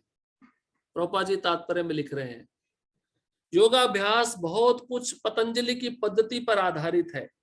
कुछ अप्रामाणिक भाष्यकार जीवात्मा तथा परमात्मा में अभेद स्थापित करने का प्रयास करते हैं और अद्वैतवादी इसे ही मुक्ति मानते हैं, किंतु वे पतंजलि की योग पद्धति के वास्तविक प्रयोजन को नहीं जानते। पतंजलि पद्धति में दिव्य आनंद को स्वीकार किया गया, किंतु अद्वैतवादी इस दिव्य आनंद को स्वीकार नहीं करते, क्योंकि उन्हें भ्रम है कि इससे कहीं उनके अद्वैतवाद में बाधा ना उपस्थित हो जाए। अद्वैतवादी ज्ञान तथा ज्ञाता के द्वैत को नहीं मानते, किंतु इस श्लोक में दिव्य इंद्रियों द्वारा अनुभूत दिव्य आनंद को स्वीकार किया गया है। इसकी पुष्टि योग पद्धति के विख्यात व्याख्याता पतंजलि मुनि ने भी की है। योग सूत्र में 3.34 महर्षि कहते हैं, पुरुषार्थ शून्यानाम गुणानाम प्रति प्रसव कैवल्यम स्वरूप प्रतिष्ठा व चित्त शक्ति रीति। यह चित्त शक्ति या अंतरंगा शक्ति दिव्य है। पुरुषार्थ का तात्पर्य धर्म, अर्थ, काम तथा अंत में परब्रह्म से तदात्म या मोक्ष है। अद्वैतवादी परब्रह्म से इस तदात्म्य को कैवल्यम कहते हैं, किंतु पतंजलि के अनुसार कैवल्यम वह अंतरंगा या दिव्य शक्ति है जिससे जीवात्मा अपनी स्वाभाविक स्थिति से अवगत होता है। भगवान चैतन्य के शब्दों में यह अवस्था चेतो दर्पण मार्जनम अर्थात मन रूपी मलिन दर्पण का मार्जन शुद्धि है। यह मार्जन वास्तव में मुक्ति या भव महा दावाग्नि निर्वापणम है। प्रारंभिक निर्वाण सिद्धांत भी इस नियम के समान है। भागवत में दूसरा स्कंद 10वां अध्याय 6वें श्लोक इसे स्वरूपेण व्यवस्थिति कहा गया है। भगवत गीता के श्लोक में भी इसी की पुष्टि हुई है। तो अब प्रभुपाद जी इस तात्पर्य में पहले पैराग्राफ में अद्वैतवादी का वर्णन कर रहे हैं। कई अद्वैतवादी पतंजलि सूत्र का गलत उपयोग करके क्या बताते हैं, आत्मा और परमात्मा में कोई भेद नहीं है, दोनों एक हैं। तो ऐसे लोग अद्वैतवादी होते हैं, लेकिन पतंजलि सूत्र का लक्ष्य ये नहीं है। तो पतंजलि सूत्र का उदाहरण देते हुए प्रभुपाद जी कहते हैं, यहाँ पे एक शब्द आया चित्त शक्ति। चित्त शक्ति मतलब अंतरंगा शक्ति जो दिव्य होती है। जैसे मायावादी कहते हैं 4 पुरुषार्थ, धर्म अर्थ काम और मोक्ष। मोक्ष मतलब भगवान में विलीन होना। लेकिन वैष्णव पद्धति के अनुसार या पतंजलि पद्धति के अनुसार ये मोक्ष क्या है, ये मोक्ष उस मायावादी के मोक्ष के जैसा नहीं है। मोक्ष का अर्थ है भगवत प्रेम, जो वैष्णव सिद्धांत के अनुसार हम समझ सकते हैं। तो चैतन्य महाप्रभु कहते हैं चेतो दर्पण मार्जनम, चित्त को शुद्ध करके भक्ति मार्ग के द्वारा हम अपने रूप को समझ सकते हैं। स्वरूपेण व्यवस्थिति, हम अपने स्वरूप में स्थित हो सकते हैं। और हमारा स्वरूप क्या है, जीवेर स्वरूपे कृष्णेर नित्यदास। तो इस दासता को जब हम स्वीकार करेंगे तभी हम भगवान की सेवा आनंद पूर्वक कर सकते हैं। निर्वाण के बाद आध्यात्मिक कार्यकलापों की या भगवत भक्ति की अभिव्यक्ति होती है, जिसे कृष्ण भावनामृत कहते हैं। भागवत के शब्दों में स्वरूपेण व्यवस्थिति जीवात्मा का वास्तविक जीवन यही है। तो जीवात्मा का वास्तविक जीवन क्या है, खाना सोना आनंद लेना। क्या स्वरूप स्थिति है जीव की, भगवान की सेवा करना, ये उसका स्वरूप स्थिति है। भौतिक दूषण से आध्यात्मिक जीवन के कलमश युक्त होने की अवस्था माया है। इस भौतिक दूषण से मुक्ति का अभिप्राय जीवात्मा की मूल दिव्य स्थिति का विनाश नहीं है। पतंजलि भी इसकी पुष्टि इन शब्दों से करते हैं, कैवल्यम स्वरूप प्रतिष्ठा व चिति शक्ति रीति। यह चिति शक्ति या दिव्य आनंद ही वास्तविक जीवन है। इसका अनुमोदन वेदांत सूत्र में 1.1.12 इस प्रकार हुआ है, आनंदमयो अभ्यासात। यह चित्ती शक्ति ही योग का परम लक्ष्य है और भक्ति योग द्वारा इसे सरलता से प्राप्त किया जाता है। भक्ति योग का विस्तृत विवरण 7वें अध्याय में किया जाएगा। अब जब जीवात्मा इस संसार में आता है तो भौतिक दूषण का संग पाकर उसका मन दूषित हो जाता है और बहिरंगा शक्ति में स्थित रहता है। अपने को भोक्ता मानता है, स्वामी मानता है, प्रत्येक पदार्थ पे स्वामित्व जताने का प्रयत्न करता है। लेकिन जैसे ही वह भौतिक वातावरण को छोड़कर भक्तों के संग में आता है, भक्ति करता है, तब उस पर आध्यात्मिक वातावरण प्रकट हो जाता है। और आध्यात्मिक वातावरण जब प्रकट होता है तो उसको अपनी स्वरूप स्थिति समझ में आती है कि मैं कृष्ण का दास हूं, मैं भोक्ता नहीं हूं, मैं स्वामित्व की भावना करने के लिए यहाँ पर नहीं आया। और जीव का स्वभाव क्या है, आनंदमयो अभ्यासात। जीव हमेशा आनंद चाहता है और ये आनंद उसको कैसे मिलेगा, भक्ति योग के द्वारा मिलेगा। ऐसे कुछ भक्त होते हैं साप्ताहिक सत्संग में आते हैं, जिनको रुचि उत्पन्न हो जाती है, तो वह 6 दिन का बीच में गैप पड़ेगा तो 6 दिन चिंतन करते हैं, रविवार कब आएगा, कब हम भक्तों के संग में जाएंगे। तो इसका मतलब उनको श्रवण में आनंद मिल रहा है, सेवा में आनंद मिल रहा है, इसलिए वे चिंतन करते हैं कब समय जल्दी बीते और कब भक्तों का संग हमें मिले। इस अध्याय में वर्णित योग पद्धति के अनुसार समाधियां 2 प्रकार की होती है, संप्रज्ञात तथा असंप्रज्ञात समाधि। जब मनुष्य विभिन्न दार्शनिक शोधों के द्वारा दिव्य स्थिति को प्राप्त होता है तो यह कहा जाता है कि उसे संप्रज्ञात समाधि प्राप्त हुई है। असंप्रज्ञात समाधि में संसारी आनंद से कोई संबंध नहीं रहता, क्योंकि इससे मनुष्य इंद्रियों से प्राप्त होने वाले सभी प्रकार के सुखों से परे हो जाता है। अब इसको एक उदाहरण के द्वारा समझते हैं, ध्यान से सुनिए। संप्रज्ञात और असंप्रज्ञात। संप्रज्ञात मतलब जब मनुष्य को संसार में आनंद मिलता है, और असंप्रज्ञात मतलब जब मनुष्य को भक्ति में आनंद मिलता है।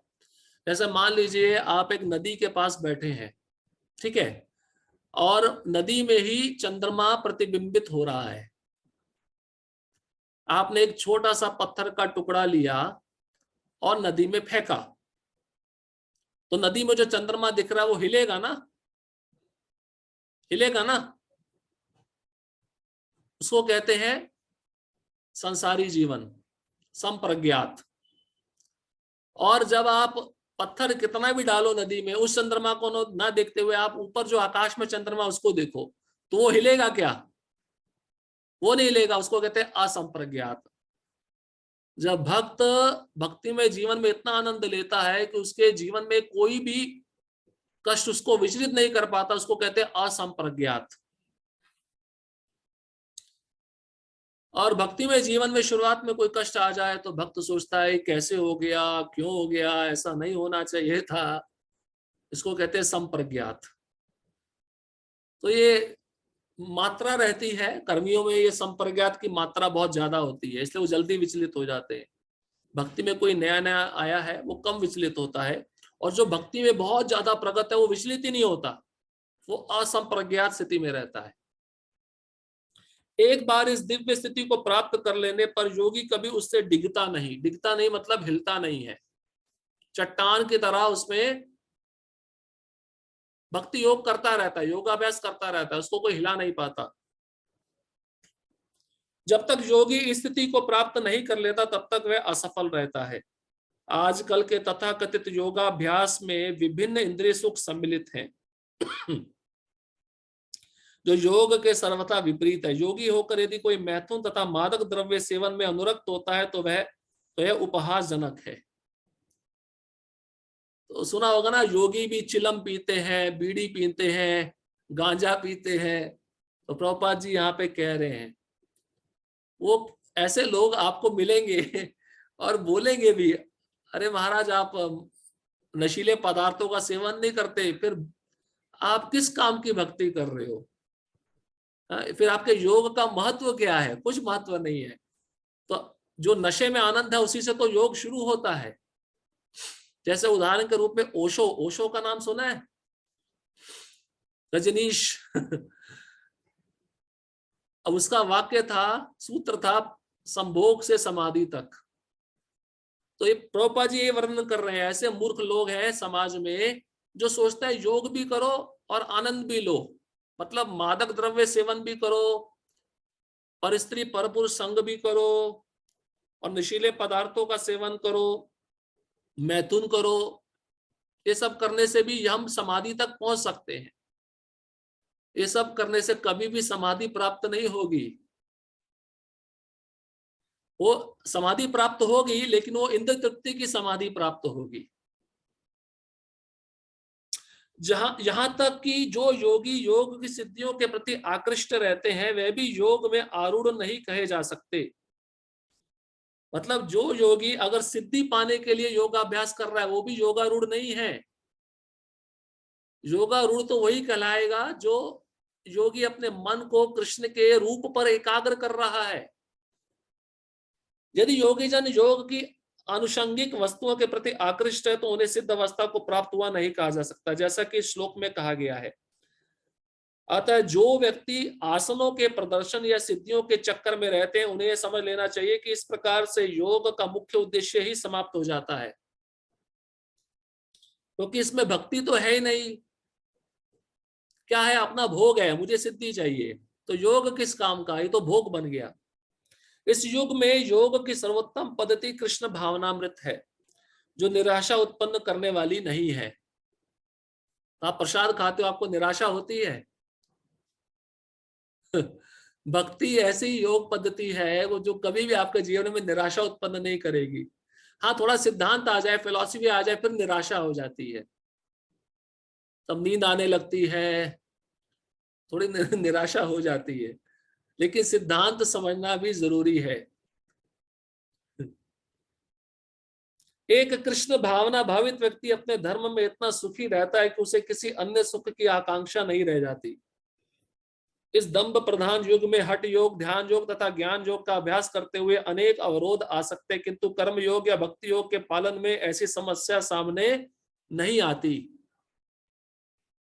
जब तक यह शरीर रहता है तब तक शरीर की आवश्यकताओं आहार निद्रा भय तथा मैथुन को पूरा करना होता है। किंतु जो व्यक्ति शुद्ध भक्ति योग में अथवा कृष्ण भावनामृत में स्थित होता है, वह शरीर की आवश्यकताओं की पूर्ति करते समय इंद्रियों को उत्तेजित नहीं करता।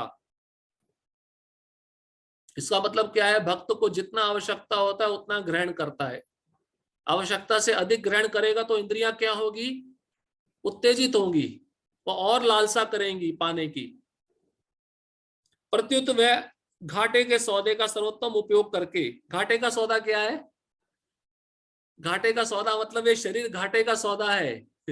इसमें बीमारी होती है, और विभिन्न प्रकार के बुढ़ापा आता है। तो घाटे का सौदा कैसे? इसको भगवान की सेवा में लगाकर इसका सर्वोत्तम उपयोग करता है, अच्छा उपयोग करता है। जीवन की न्यूनतम आवश्यकताओं को स्वीकार करता है और कृष्ण भावनामृत में दिव्य सुख भोगता है। वह दुर्घटनाओं, रोगों, अभावों और यहाँ तक कि अपने प्रियजनों की मृत्यु जैसी आपातकालीन घटनाओं के प्रति भी निरपेक्ष रहता है। किंतु कृष्ण भावनामृत या भक्ति योग संबंधी अपने कर्मों को पूरा करने में वह सदैव सचेष्ट रहता है। तो भक्तों को कोई चिंता नहीं होती है। अब महायुद्ध छिड़ने वाला है सभी देशों के बीच में, भक्त ऐसा नहीं सोचता अगर जो अन्न है उसकी आपूर्ति नहीं हुई तो क्या होगा, हमें खाने को नहीं मिलेगा, हम मर जाएंगे। भक्त ऐसा नहीं सोचता है। ऐसा बता रहे थे जब द्वितीय विश्व युद्ध हुआ तो प्रभुपाद जी स्वयं बताते हैं कि उस समय भारत में जितने भी स्थान थे सबको ब्लैकआउट कर दिया था, लाइट बंद कर दी थी, जिससे पता ना चले दुश्मन को कि कहाँ पे लोग रह रहे हैं। तो प्रभुपाद जी अंधेरे में भी गुलाब जामुन बना के खा रहे थे। तो ऊपर से बम गिर रहे थे और प्रभुपाद जी गुलाब जामुन बना के खा रहे थे। तो भक्त को कोई चिंता नहीं होती है, वो भगवान पे आश्रित रहता है। हमें चिंता रहती है अभी विश्व युद्ध होने वाला है, परमाणु बम कोई फेंकेगा तो अन्न का पूर्ति होगा नहीं होगा। भगवान के संरक्षण में है, भगवान सब कुछ प्रदान करेंगे, भक्त को पूरी तरह विश्वास रहता है। लेकिन भक्त ये सोच के भी अपने कर्तव्यों के प्रति सचेष्ट रहता है। ऐसा नहीं है कि मुझे कर्तव्य करने की आवश्यकता नहीं है, वो अपना कर्तव्य, अपना जिम्मेदारी निभाता है। दुर्घटनाएं उसे कर्तव्य पथ से विचलित नहीं कर पाती, जैसा कि भगवत गीता के दूसरा अध्याय 14वें श्लोक में कहा गया, आग मापाइनो नित्याम स्ताम स्तिक्षस्व भारत। वह इन प्रासंगिक घटनाओं को सहता है क्योंकि वह ये भली भांति जानता है कि ये घटनाएं ऐसे ही आती जाती रहती हैं और इनसे उसके कर्तव्य पर कोई प्रभाव नहीं पड़ता। इस प्रकार वह योगाभ्यास में परम सिद्धि प्राप्त करता है। श्लोक क्रमांक 24, सा निश्चयेन योक्तव्यो योगो अनिर्विण्ण चेतसा संकल्प प्रभवान कामास्तक्त्वा सर्वान शेषता मन सैवेन्द्रिय ग्रामम विनिमयम्य समन्ततः।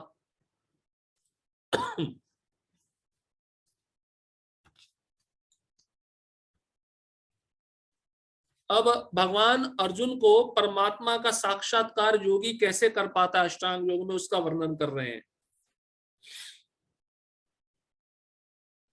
मनुष्य को चाहिए कि संकल्प तथा श्रद्धा के साथ योगाभ्यास में लगे और पथ से विचलित ना हो। उसे चाहिए कि मनोधर्म से उत्पन्न समस्त इच्छाओं को निरपवाद रूप से त्याग दे और इस प्रकार मन के द्वारा सभी ओर से इंद्रियों को वश में करे। कैसे समझा जाए इस श्लोक को? तो भगवान पहले कहते हैं कि योगी के लिए जो अष्टांग योग कर रहा है, श्रद्धा और संकल्प लेकर उसको इस योग को करना चाहिए। जो मैंने विधि बताई, भगवान कहते हैं आसन ना ज्यादा ऊंचा हो ना नीचा हो, कुशा घास बिछाए, उसके ऊपर मृग छाला बिछाए, उसके ऊपर एक मुलायम वस्त्र बिछाए, फिर नासिका के अग्रभाग पर ध्यान लगाए। तो ये सब क्रियाएं करे। कैसे करे? संकल्प और श्रद्धा के साथ करे और विचलित ना हो कि मुझे सिद्धि मिलेगी नहीं मिलेगी, क्या होगा।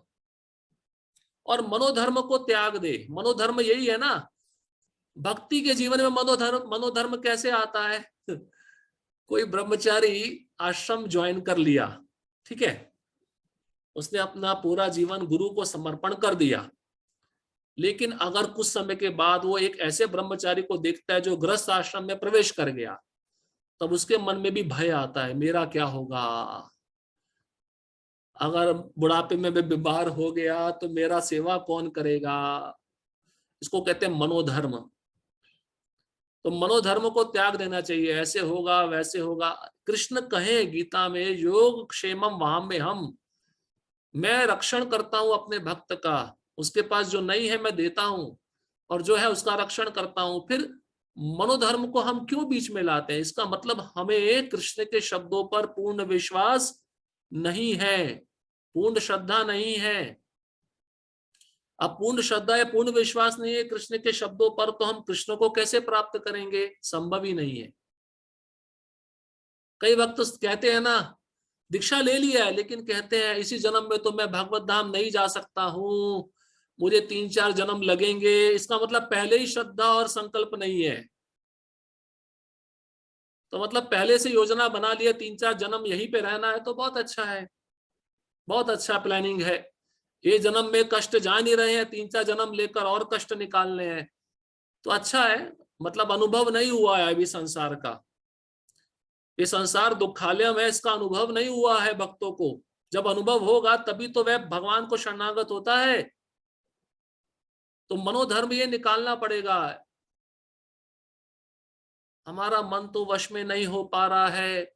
मन वश में क्यों नहीं हो पा रहा है? क्योंकि आप प्रयत्न नहीं कर रहे हो करने का। हो सकता है अगर हम प्रयत्न करेंगे, कोई भी वस्तु, कोई भी मार्ग असंभव नहीं है, सब संभव है। इसलिए भगवान कहते हैं मनोधर्म के द्वारा उत्पन्न समस्त इच्छाओं को निरपवाद रूप से त्याग दे। निरपवाद मतलब क्या है? बिना किसी संदेह के, डाउट नहीं होना चाहिए, यही एक मार्ग है जो मेरे को भगवत धाम लेके जाएगा, बस। और भगवान कहते हैं मन के द्वारा सभी और से इंद्रियों को वश में करे, बस ये उसको करना है, ये कार्य हमको करना है, और भगवान इसमें हमको मदद करेंगे। ये संकल्प और श्रद्धा होनी चाहिए। तात्पर्य योगाभ्यास करने वाले को दृढ़ संकल्प होना चाहिए, और उसे चाहिए कि बिना विचलित हुए धैर्य पूर्वक अभ्यास करे। तो भक्ति योगी, हम भी तो योगाभ्यास कर रहे हैं ना। अब सुबह जल्दी उठना ही चाहिए, इसका अभ्यास करो। दृढ़ संकल्प होना चाहिए, मुझे सुबह जल्दी उठना है, मैं उठूंगा। उसके लिए पहले से प्लानिंग बनाओ, रात में मैं जल्दी सोऊंगा, मैं ऐसा नहीं खाऊंगा जो जो अपचन रह जाए, जो मुझे उठने में मदद ना करे।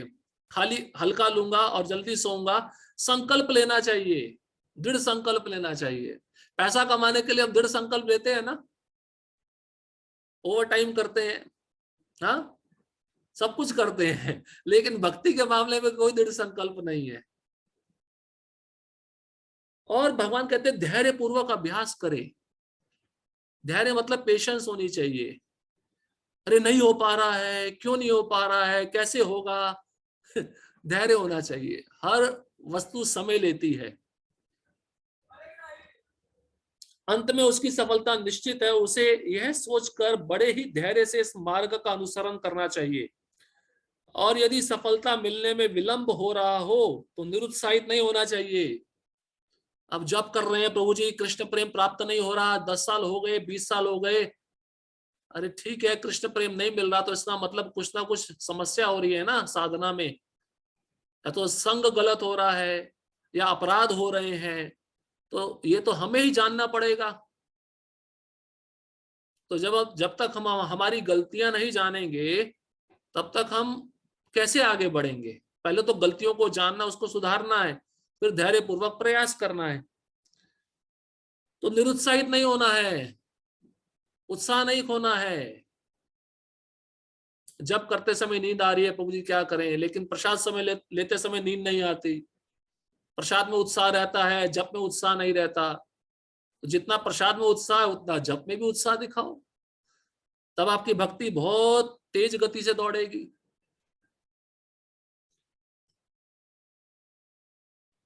देखो, एक उसका बहुत अच्छा उदाहरण है निरुत्साहित ना होना। इससे पहले भी मैंने उदाहरण बताया था। हाँ, गरुड़ के भाई संपाति, उन्होंने अपने भाई से कंपटीशन लगाया नहीं, क्षमा करें, गरुड़ के भाई नहीं, काकभुशुंडी के भाई संपाति। उन्होंने कंपटीशन लगाया था कौन कितना ऊंचा उड़ेगा। तो ये बहुत ज्यादा ऊंचा उड़ने लगे और सूर्य के पास चले गए, इनके पंख जल गए। जलने के कारण ये पृथ्वी पे आके गिर गए, और उसी स्थान पे गिरे जब सीता माता को रावण अपहरण करके लंका ले गया था, और हनुमान आदि वानर वहां पर इकट्ठा हुए थे सीता माता का पता लगाने के लिए। तो एक ऋषि ने इनको वरदान दिया था, आपके जो पंख जल गए हैं ये वापस कब आएंगे? 60,000 साल के बाद आएंगे। कितना? 60,000 साल।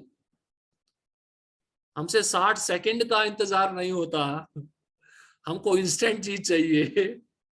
संपाति वहां पे 60,000 साल तक बैठे रहे और प्रतीक्षा की, और उनको एक और वरदान दिया था, जब आप माता सीता का पता बताओगे तो आपके पंख आ जाएंगे। तो उतना ही समय लगा, 60,000 साल के बाद वहां पर भगवान राम ने वानर सेना भेजी और हनुमान आदि सभी बैठे थे।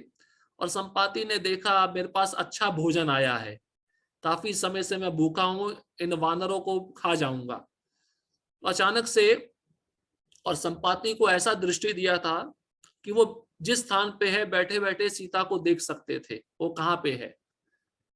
तो उन्होंने देखा कि उनको ये भी बताया गया था वानर सेना आएगी सीता माता का पता लगाने के लिए, जब तुम संदेश सुनाओगे तो तुमको तुम्हारे पंख वापस मिल जाएंगे। और 60,000 साल भी बीत चुके थे तब तक। तब उनको याद आया कि ये वही वानर हैं जो माता सीता का पता लगाने आए हैं। और जैसे उन्होंने संदेश बताया तो उनके पंख वापस आ गए। कितने समय के बाद वापस आए? 60,000 साल के बाद। तो कोई भी योगा अभ्यास करना होता है उसके लिए धैर्य चाहिए, और कलयुगी व्यक्ति के पास धैर्य नहीं है। ऐसे दृढ़ अभ्यासी की सफलता सुनिश्चित है। भक्ति योग के संबंध में रूप गोस्वामी का कथन है, उत्साह निश्चया धैर्या तत्त कर्म प्रवर्तनात् संग त्यागा सतो वृत्तिर षड्भिर भक्तिर प्रसिद्ध्यति। तात्पर्य में प्रभुपाद जी श्लोक लिखे हैं पुनः आपको उपदेशामृत याद दिलाने के लिए। मनुष्य पूर्ण हार्दिक उत्साह, धैर्य तथा संकल्प के साथ भक्ति योग का पूर्ण रूपेण पालन भक्त के साथ रहकर निर्धारित कर्मों के करने तथा सत्कार्यों में पूर्णतया लगे रहने से कर सकता है। जहां तक संकल्प की बात है, मनुष्य को चाहिए कि उस गौरिया का आदर्श ग्रहण करे जिसके सारे अंडे समुद्र की लहरों में मग्न हो गए थे। देखो एक और कहानी बता रहे हैं प्रभुपाद जी तात्पर्य में। संकल्प कैसा होना चाहिए?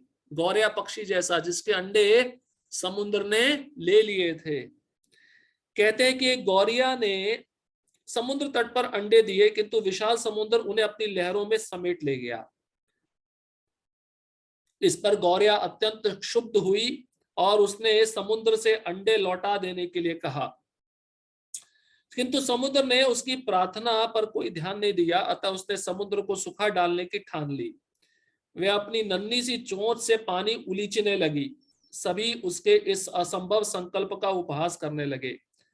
उसके इस कार्य की सर्वत्र चर्चा चलने लगी। तो अंत में भगवान विष्णु के विराट वाहन पक्षीराज गरुड़ ने यह बात सुनी। उन्हें अपनी इस नन्ही पक्षी बहन पर दया आई और वह गौरिया से मिलने आए। गरुड़ उस नन्ही गौरिया के निश्चय से बहुत प्रसन्न थे और उन्होंने उसकी सहायता करने का वचन दिया। गरुड़ ने तुरंत समुद्र से कहा कि वह उसके अंडे लौटा दे, नहीं तो उसे स्वयं आगे आना पड़ेगा। इससे समुद्र भयभीत हुआ और उसने अंडे लौटा दिए। वह गौरिया गरुड़ की कृपा से सुखी हो गई। ये कहानी से हमें क्या शिक्षा मिलती है? हमने संकल्प लिया ना गुरु के सामने, दीक्षा लिया, क्या संकल्प लिया? 4 नियम पालन, 16 माला जप, इस्कॉन को कभी नहीं छोड़ूंगा। ये संकल्प लिया या नहीं लिया? संकल्प का पालन कैसे करेंगे? निष्ठा पूर्वक, धैर्य पूर्वक। जब आप निष्ठा पूर्वक, श्रद्धा पूर्वक, धैर्य पूर्वक इसका पालन करोगे, अंत में सफलता निश्चित है। कौन सफलता दिलाएंगे? हमारे गुरु हमको सफलता दिलाएंगे। यहाँ पे समुद्र क्या है? माया, जो हमारे कृष्ण भावना भावित रूपी अंडे ले चुकी है। हम सब जीव कौन है? गौरिया, ठीक है। और गरुड़ कौन है? गरुड़, गरुड़ है गुरु, जो हमको मदद करते हैं।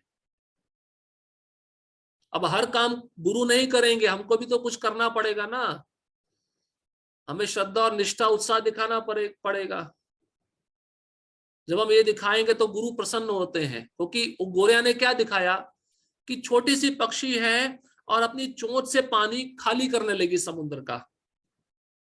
असंभव कार्य है या नहीं है? लेकिन निष्ठापूर्वक कर रही है। कोई हंसे, कोई समस्या नहीं। इसलिए हमको देखकर भी लोग हंसते हैं, ये हरे कृष्णा वाले हैं, खाली जप करते रहते हैं, कुछ करते नहीं है, इनसे इनको क्या मिलेगा। लोग हंसते रहेंगे, हमारा उपहास उड़ाएंगे। वो दक्षिण भारत में जो ब्राह्मण था, जो रंगनाथ जी के मंदिर के बाहर बैठकर भगवत गीता पढ़ता था, उसके पर भी तो कर्मकांडी ब्राह्मण उपहास करते थे। उपहास, उसको देखकर हंसते थे, इसको पढ़ना नहीं आता और भगवत गीता लेकर बैठ गया है। लेकिन भगवान ने, उसके अंदर भी संकल्प था ना, गुरु ने बोला था भगवत गीता पूरा पढ़ना है। तुम्हें पढ़ना नहीं आता लेकिन बैठना है, वो लेके बैठ जाता था, पढ़ने का प्रयत्न करता था। ये सब उदाहरण से हमें सीखना चाहिए। भक्ति में जीवन में धैर्य होना चाहिए। धैर्य नहीं है इसका मतलब हमारी योजना कुछ और बन रही है। हमारी इंद्र तृप्ति की योजना है, इस संसार में रहने की योजना है, या 3-4 जन्म और बिताने की योजना है। इसलिए धैर्य पूर्वक, निष्ठा पूर्वक, संकल्प पूर्वक हमें 4 नियम पालन, 16 माला जप, जो हमारे अधिकारी हमको सेवा बता रहे, वो हमें करना चाहिए। इस प्रकार योग विशेषतया कृष्ण भावनामृत में भक्ति योग अत्यंत दुष्कर प्रतीत हो सकता है, किंतु जो कोई संकल्प के साथ नियमों का पालन करता है, भगवान निश्चित रूप से उसकी सहायता करते हैं, क्योंकि जो अपनी सहायता आप करते हैं, भगवान उनकी सहायता करते हैं। हम 1 कदम आगे बढ़ाएंगे तो भगवान 10 कदम आगे आएंगे। अब हमने सोच के रखा है कि हम 1 कदम आगे नहीं बढ़ाएंगे, हम मंगल आरती के लिए नहीं उठेंगे, तो भगवान भी कहेंगे ठीक है, तेरे को नहीं उठना है, मत उठ, सोता रहे आराम से। श्लोक क्रमांक 25। शनै शनै रूपर मेदत् बुद्ध्या धृतिग्रहीतया आत्मसंस्थम मनः कृत्वा न किंचिदपि चिंतयेत्। अब देखिए भगवान कहते हैं, देखिए भगवान कितना अच्छा प्रोसेस समझा रहे हैं अर्जुन को। कहते हैं धीरे धीरे करो, हर चीज एक साथ मत करो। शनै शनै मतलब धीरे धीरे, धीरे धीरे क्रमशः पूर्ण विश्वास पूर्वक बुद्धि के द्वारा समाधि में स्थित होना चाहिए, और इस प्रकार मन को आत्मा में ही स्थित करना चाहिए तथा अन्य कुछ भी नहीं सोचना चाहिए। भगवान कहते हैं मैं जानता हूं ये प्रोसेस, ये विधि बहुत लंबी है, लेकिन धीरे धीरे इसको करना चाहिए। धीरे धीरे हम ही कर रहे हैं ना, हम भी कर ही रहे, प्रयत्न कर रहे हैं। तो धीरे धीरे करने से क्या होगा? भगवान कहते हैं वो बुद्धि जो है विश्वास पूर्वक समाधि में स्थित हो जाएगी, और मन आत्मा में स्थित हो जाएगा। मन मतलब यहाँ पे आत्मा का अर्थ क्या है? यहाँ पे आत्मा का अर्थ परमात्मा है, भगवान है। मन उसमें स्थित हो जाएगा, और फिर उसको अलग से कुछ भी सोचने का मौका नहीं मिलेगा। ये अभ्यास कैसे करो? धीरे धीरे करो। समुचित विश्वास तथा बुद्धि के द्वारा मनुष्य को धीरे धीरे सारे इंद्रिय कर्म करने बंद कर देने चाहिए। यह प्रत्याहार कहलाता है। मन को विश्वास, ध्यान तथा इंद्रिय निवृत्ति द्वारा वश में करते हुए समाधि में स्थिर करना चाहिए। उस समय ध्यात्म बुद्धि में अनुरक्त होने की कोई संभावना नहीं रह जाती। दूसरे शब्दों में, जब तक इस शरीर का अस्तित्व है तब तक मनुष्य पदार्थ में लगा रहता है, किंतु उसे इंद्र तृप्ति के विषय में नहीं सोचना चाहिए। उसे परमात्मा के आनंद के अतिरिक्त किसी अन्य आनंद का चिंतन नहीं करना चाहिए। कृष्ण भावनामृत का अभ्यास करने से यह अवस्था सहज ही प्राप्त की जा सकती है। तो हमारा कृष्ण भावना भावित प्रयास भी धीरे धीरे होना चाहिए। प्रसाद लेते हैं तो एकदम ही इकट्ठा ले लेते हैं, रात का भी दोपहर का भी एक साथ ले लेते हैं, थोड़ा थोड़ा करके लेते हैं ना, जिससे शरीर ठीक रहे। हाँ, अब कोई भक्त तो सोचे प्रभु जी कल का 16 माला भी मैं आज ही कर लूंगा, परसों का भी आज कर लूंगा, तो हर दिन का 16 माला दिया है उसको धीरे धीरे करना चाहिए। कई भक्त इतने चतुर होते हैं, वो कहते हैं शनि शनि का अर्थ क्या है, 4 माला सुबह, 4 माला दोपहर, 4 माला शाम को, 4 माला रात को, हो गई 16 माला। ऐसा भी नहीं होना चाहिए, एक साथ करेंगे तो अच्छा है। तो भगवान प्रभुपाद जी तात्पर्य में कहते हैं प्रत्याहार, जैसे पहले भी बताया, इंद्रिया जहां पे भी इंद्रिय विषयों में लगी हैं उसको हटाना चाहिए और धीरे धीरे प्रयास करना चाहिए, दृढ़ता पूर्वक, संकल्प पूर्वक, और मन में केवल कृष्ण का चिंतन होना चाहिए। कृष्ण के चिंतन के अलावा दूसरा कोई चिंतन नहीं करना चाहिए। ऐसा अभ्यास करते करते वह योगी, वह भक्त परम सिद्धि की अवस्था में सहजता से पहुंच जाएगा, आसानी से पहुंच जाएगा। अब भगवान मन के बारे में बता रहे हैं पुनः, क्योंकि भगवान जानते हैं कलयुगी जीवों का मन बहुत चंचल है। अब उस मन को नियंत्रित कैसे किया जाए?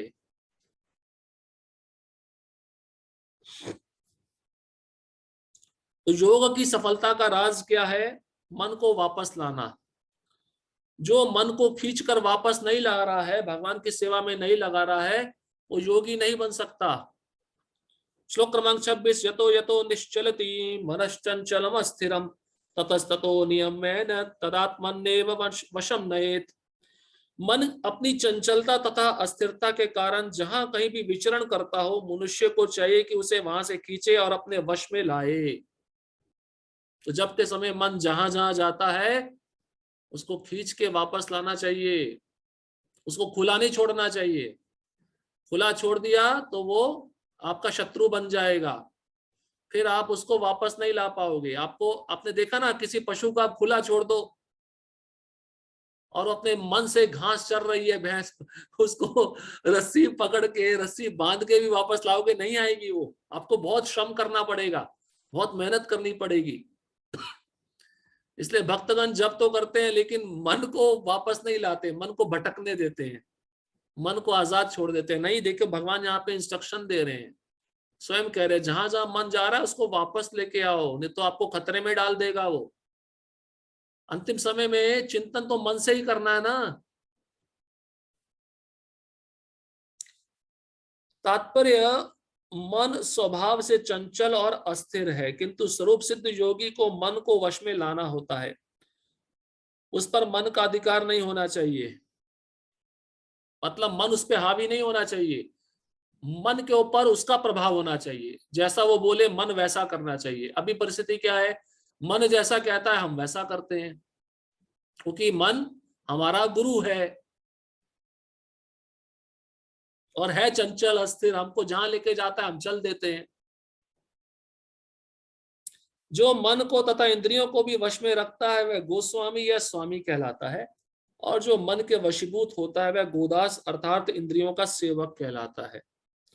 गोस्वामी इंद्रिय सुख के मानक से भिज्ञ होता है। दिव्य इंद्रिय सुख वह है जिसमें इंद्रियां ऋषिकेश अर्थात इंद्रियों के स्वामी भगवान कृष्ण की सेवा में लगी रहती हैं।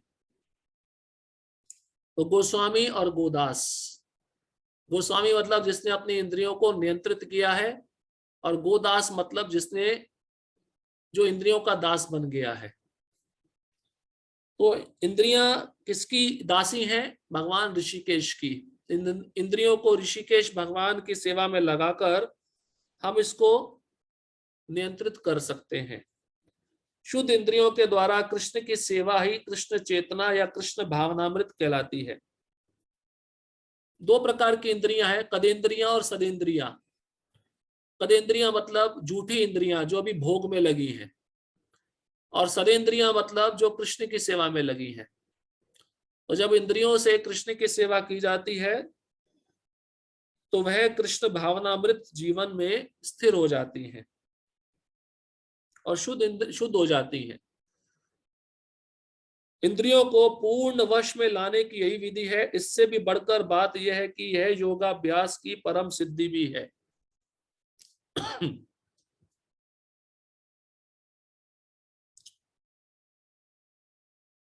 अब भगवान अगले श्लोक में ब्रह्मभूत स्तर बता रहे हैं। जो भक्त अपने मन को और इंद्रियों को वश में कर लेता है उसके कुछ लक्षण हैं। ब्रह्मभूत स्तर, जिसको आत्मा का साक्षात्कार हो जाता है। श्लोक क्रमांक 27, प्रशांत मनसं हीनं योगिनं सुखमुत्तमम् उपैति शांत रजसम ब्रह्मभूत मकल्मषम। जिस योगी का मन मुझ में स्थिर रहता है वह निश्चय दिव्य सुख की सर्वोच्च सिद्धि प्राप्त करता है। वह रजोगुण से परे हो जाता है, वह परमात्मा के साथ अपनी गुणात्मक एकता को समझता है और इस प्रकार अपने समस्त विगत कर्मों के फल से निवृत्त हो जाता है। तो भगवान कहते हैं जिस योगी का मन मुझ में लगा है उसको दिव्य सुख, सर्वोच्च सिद्धि प्राप्त होती है। दिव्य सुख मतलब उसको भगवान का धाम प्राप्त होता है और रजोगुण से परे हो जाता है, रजोगुण तमोगुण में लिप्त नहीं होता और परमात्मा के साथ अपनी गुणात्मक, हमने सुना था ना, जीव और भगवान गुण रूप में एक हैं लेकिन मात्रा रूप में अलग हैं।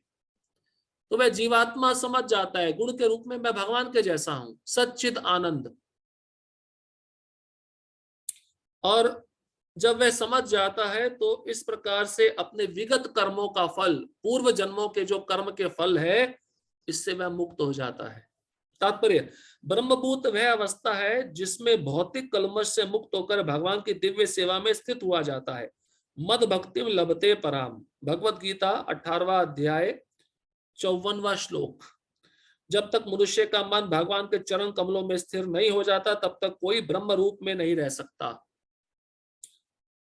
ब्रह्म रूप मतलब आत्मा की स्थिति, अपने को पहचानना। जब तक कोई कृष्ण की सेवा नहीं करेगा तब तक वह अपने को पहचान नहीं पाएगा। सावे मना कृष्ण पदार विंदेयो, भगवान की दिव्य प्रेमा भक्ति में निरंतर प्रवृत्त रहना या कृष्ण भावनामृत में रहना वस्तुतः रजोगुण तथा भौतिक कलमश से मुक्त होना है। जैसे हम भक्ति करते हैं रजोगुण तमोगुण का प्रभाव घटने लगता है और जब हम सत्व गुण में पूरी तरह स्थित हो जाते हैं तो रजोगुण तमोगुण पूरी तरह से नष्ट हो जाता है।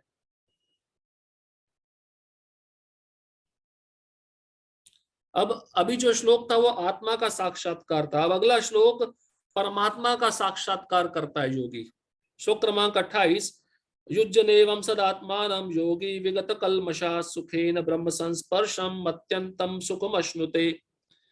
इस प्रकार योगाभ्यास में निरंतर लगा रहकर आत्मसंयमी योगी समस्त भौतिक कलमश से मुक्त हो जाता है और भगवान की दिव्य प्रेमा भक्ति में परम सुख प्राप्त करता है। तात्पर्य, आत्म साक्षात्कार का अर्थ है भगवान के संबंध में अपनी स्वाभाविक स्थिति को जानना। जीव आत्मा भगवान का अंश है और उसकी स्थिति भगवान की दिव्य सेवा करते रहना है। ब्रह्म के साथ यह दिव्य सानिध्य ही ब्रह्म संस्पर्श कहलाता है। हमने पहले भी सुना था ना, यही संस्पर्श जाब होगा दुख योने एवते। तो जो स्पर्श के द्वारा सुख मिलता है इंद्रियों से जीव को, वो संसार में फंसा देता है। लेकिन यहाँ पे ब्रह्म संस्पर्श, यहाँ पे भी शब्द आया है ब्रह्म संस्पर्श मत्यंतम। इसका अर्थ क्या है? ब्रह्म मतलब भगवान। जब वो जीव भगवान की भक्ति के द्वारा भगवान का स्पर्श करता है तो सारे भौतिक कलमश से मुक्त हो जाता है और उसको अपना स्वरूप का साक्षात्कार होता है कि मैं कृष्ण का अंश हूं, दास हूं और मेरी स्वाभाविक स्थिति क्या है? सदैव कृष्ण की सेवा में लगे रहना। श्लोक क्रमांक 29। अब देखिए 29 और 30 अगले दो श्लोकों में भगवान पूर्ण योगी की दृष्टि बता रहे हैं। वो योगी जब उसका मन मुझ में स्थिर हो जाता है, मन और इंद्रियों को जीत लेता है, तो वह हर वस्तु को कैसे देखता है, उसकी दृष्टि कैसी होती है, इन दो श्लोकों में भगवान बता रहे हैं। सर्वभूतस्थ आत्मानं सर्वभूतानि चात्मनि इक्षते योग युक्तात्मा सर्वत्र समदर्शना। वास्तविक योगी समस्त जीवों में मुझको तथा मुझ में समस्त जीवों को देखता है। निस्संदेह स्वरूप सिद्ध व्यक्ति मुझ परमेश्वर को सर्वत्र देखता है। उस योगी की दृष्टि कैसी हो जाती है? हर जगह उसको कृष्ण दिखते हैं क्योंकि उसने अपने मन और इंद्रियों पर पूर्ण रूप से नियंत्रण कर लिया है, और मन कहाँ केंद्रित है? कृष्ण के रूप पर केंद्रित है। तो जिस भी वस्तु को वह देखेगा उसको कृष्ण ही दिखेंगे या कृष्ण की शक्ति दिखेगी। कृष्ण से संबंधित हर वस्तु को वह देखेगा। भक्त की भी दृष्टि ऐसी ही होती है। भक्त इसलिए तो हर वस्तु को कृष्ण की सेवा में लगाता है, क्योंकि वह जानता है कृष्ण की शक्ति है।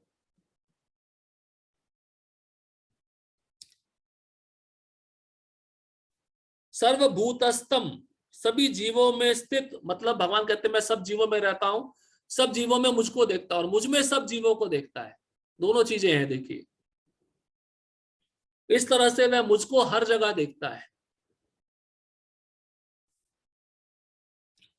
तात्पर्य कृष्ण भावना भावित योगी पूर्ण दृष्टा होता है, क्योंकि वह परब्रह्म कृष्ण को हर प्राणी के हृदय में परमात्मा रूप में स्थित देखता है।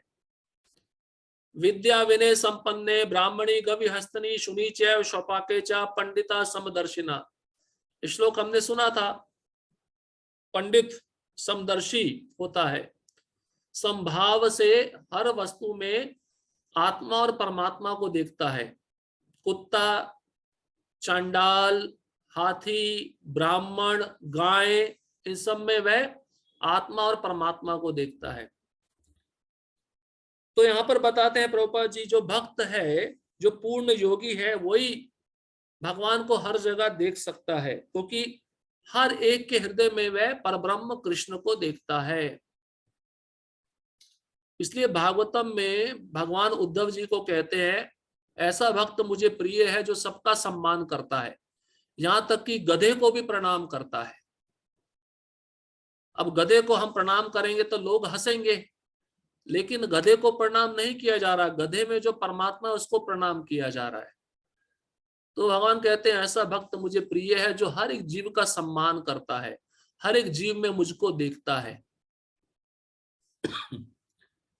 ईश्वर सर्वभूता नाम हृदय से अर्जुन तिष्ठति, अपने परमात्मा रूप में भगवान एक कुत्ते तथा एक ब्राह्मण दोनों के हृदय में स्थित होते हैं। पूर्ण योगी जानता है कि भगवान नित्य रूप में दिव्य हैं और कुत्ते या ब्राह्मण में स्थित होने से भी भौतिक रूप से प्रभावित नहीं होते। तो भगवान ने सुअर का रूप लिया तो इसका मतलब यह हो गया कि वह सुअर हैं? बिल्कुल नहीं। भगवान किसी भी रूप में आए, उनका रूप दिव्य होता है। तो यहाँ पर बताते हैं कुत्ते के अंदर भी भगवान है परमात्मा रूप में, ब्राह्मण के हृदय में भी भगवान है परमात्मा रूप में। तो क्या वह भौतिक रूप से प्रभावित हो गए? नहीं। प्रकृति के 3 गुण कभी भी भगवान के किसी रूप को प्रभावित नहीं कर सकते। अगर भगवान के रूप को प्रभावित कर पाते तो वराह रूप में जब भगवान सुअर का रूप लिए, भागवत में बताया गया जब उन्होंने अपना शरीर हिलाया, शरीर से पानी की बूंदें गिरी और पानी की बूंद गिरने से कुशा घास पैदा हो गया जो पवित्र माना जाता है। अगर सुअर गटर में से निकलेगा, अपने शरीर को हिलाएगा, उसका एक बूंद आपके ऊपर गिर जाए तो आपको तो स्नान करना पड़ेगा। और बताया जाता है उस समय ऋषि मुनि जो उच्च लोक में रहते थे, वेद मंत्रों का उच्चारण करने लगे भगवान वराह को देखकर।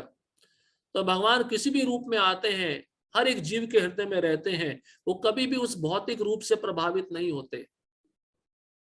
वो अपनी दिव्य स्थिति बनाए रखते हैं। जैसे राजा है, राजा जेल में जाता है कैदियों को देखने के लिए, तो वो कैदी बन गया? नहीं। वो अपनी इच्छा से आया है, अपनी इच्छा से जाएगा, वो कैदी नहीं है। यही भगवान की परम निरपेक्षता है। यद्यपि जीवात्मा भी एक एक हृदय में विद्यमान है, किंतु वह एक साथ समस्त हृदयों में सर्वव्यापी नहीं है। आत्मा तथा परमात्मा का यही अंतर है। जो वास्तविक रूप से योगाभ्यास करने वाला नहीं है, वह इसे स्पष्ट रूप से नहीं देखता। एक कृष्ण भावना भावित व्यक्ति कृष्ण को आस्तिक तथा नास्तिक दोनों में देख सकता है। स्मृति में इसकी पुष्टि इस प्रकार हुई है, आत्तत्वाच मात्रत्वाच आत्मा ही परमो हरि। भगवान सभी प्राणियों का स्रोत होने के कारण माता और पालनकर्ता के समान है। जिस प्रकार माता अपने समस्त पुत्रों के प्रति संभाव रखती है, उसी प्रकार परम पिता या माता भी रखता है। फलस्वरूप परमात्मा प्रत्येक जीव में निवास करता है। तो भगवान गीता में ये भी कहे हैं अहम बीज प्रदा पिता। तो भगवान ने ऐसा कहा है कि मैं केवल मनुष्यों का पिता हूं? ऐसा तो नहीं कहा, भगवान बोले मैं सबका पिता हूं, मैं सबका पालन करता हूं। इसलिए भगवान का समदृष्टि सबके प्रति है। इसलिए भगवान भेद नहीं देखते हैं, भगवान हर एक के हृदय में स्थित रहते हैं। और प्रभुपाद जी कहते हैं भक्त की भी चेतना ऐसी होती है, भक्त आस्तिक को देखता है, नास्तिक को देखता है, दोनों को समान दृष्टि से देखता है। क्योंकि जो आस्तिक है उसके हृदय में भी परमात्मा है, नास्तिक जो भगवान को नहीं मानता उसके हृदय में भी परमात्मा है। बाह्य रूप से भी प्रत्येक जीव भगवान की शक्ति, भगवत शक्ति में स्थित है। जैसा कि 7वें अध्याय में बताया जाएगा, भगवान की दो मुख्य शक्तियां हैं, परा तथा अपरा। जीव पराशक्ति का अंश होते हुए भी अपराशक्ति से बद्ध है। जीव सदा ही भगवान की शक्ति में स्थित है। प्रत्येक जीव किसी न किसी प्रकार भगवान में ही स्थित रहता है। योगी समदर्शी है क्योंकि वह देखता है कि सारे जीव अपने अपने कर्म फल के अनुसार विभिन्न स्थितियों में रहकर भगवान के दास होते हैं। अपराशक्ति में जीव भौतिक इंद्रियों का दास रहता है, जबकि पराशक्ति में वह साक्षात परमेश्वर का दास रहता है। इस प्रकार प्रत्येक अवस्था में जीव ईश्वर का दास है। कृष्ण भावना भावित व्यक्ति में यह समदृष्टि पूर्ण होती है। तो भक्त ये भी जानता है कि इस जीव को कुत्ते का शरीर मिला है इसके विगत कर्म फल के अनुसार, लेकिन उस शरीर में भी परमात्मा रहते हैं, मेरे प्रभु रहते हैं। तो पराशक्ति अपराशक्ति, परा मतलब वैकुंठ अंतरंगा शक्ति और अपरा मतलब बहिरंगा ये भौतिक शक्ति। हम पराशक्ति के हैं, वैकुंठ शक्ति के हैं, लेकिन इस अपराशक्ति में आकर हम भगवान को भूल गए, इसलिए अपराशक्ति का प्रभाव हमारे ऊपर ज्यादा रहता है। हम शरीर से अपनी पहचान बनाते हैं और भगवान के साथ अपना संबंध भूल जाते हैं। लेकिन प्रत्येक अवस्था, चाहे भक्त क्षमा करे, चाहे जीव अपराशक्ति में रहे या पराशक्ति में रहे, वो एक तरह से भगवान की सेवा ही कर रहा है। क्योंकि माया की सेवा भी कृष्ण की सेवा है, लेकिन अप्रत्यक्ष रूप से है। श्लोक क्रमांक 30, इसमें भी भगवान अर्जुन को मेरे भक्त का दृष्टि कैसा होता है एक और श्लोक में बता रहे हैं। यो मां पश्यति सर्वत्र सर्वं च मयि पश्यति तस्याम न प्रणश्यामि स च मे न प्रणश्यति। जो मुझे सर्वत्र देखता है और सब कुछ मुझ में देखता है, उसके लिए ना तो मैं कभी अदृश्य होता हूं और ना वह मेरे लिए अदृश्य होता है। तो भगवान अर्जुन को कहते हैं जो मुझे सब जगह देख रहा है, सब कुछ मुझ में देखता है, तो उसके लिए मैं कभी अदृश्य नहीं होता, उसके सामने मैं सदैव प्रकट रहता हूं और वह भी मेरे लिए कभी अदृश्य नहीं होता। तो भक्त कैसे देखता है संसार की वस्तुओं को? जैसे वृक्ष है, तो वृक्ष कहां से उत्पन्न हुआ? पृथ्वी से उत्पन्न हुआ। पृथ्वी भगवान की एक शक्ति है। तो इस तरह से वह उस वृक्ष को भगवान की शक्ति के रूप में देखता है। तो जहां कहीं भी भक्त अपनी दृष्टि डालेगा उसको भगवान ही नजर आते हैं, भगवान की शक्तियां नजर आती है। इस तरह से वह भगवान को हर जगह सर्वत्र देखता है। और भक्त ये भी जानता है कि सब वस्तुएं कहां से उत्पन्न हुई हैं? भगवान से उत्पन्न हुई है। तो भगवान कहते हैं कि वैसे ही उस भक्त के लिए मैं कभी अदृश्य नहीं होता, ना वह मेरे लिए अदृश्य होता है। तात्पर्य, कृष्ण भावना भावित व्यक्ति भगवान कृष्ण को सर्वत्र देखता है और सारी वस्तुओं को कृष्ण में देखता है। ऐसा व्यक्ति भले ही प्रकृति की पृथक पृथक अभिव्यक्तियों को देखता प्रतीत हो, किंतु वह प्रत्येक दशा में इस कृष्ण भावना मृत से अवगत रहता है कि प्रत्येक वस्तु कृष्ण की ही शक्ति की अभिव्यक्ति है। इस संसार में आप कोई भी वस्तु देख रहे हो, वो पंच महाभूत से बनी है, पृथ्वी अग्नि जल आकाश वायु। इनसे परे कोई भी वस्तु ऐसी नहीं जो इन शक्ति से ना बनी हो। इसका मतलब ये शक्तियां जब कृष्ण से उत्पन्न हुई है, तो इन शक्तियों के माध्यम से जो वस्तुएं हमको दिख रही है वो भी कृष्ण से उत्पन्न हुई है। इसलिए भक्त प्रत्येक वस्तु को कृष्ण की शक्ति के रूप में देखता है।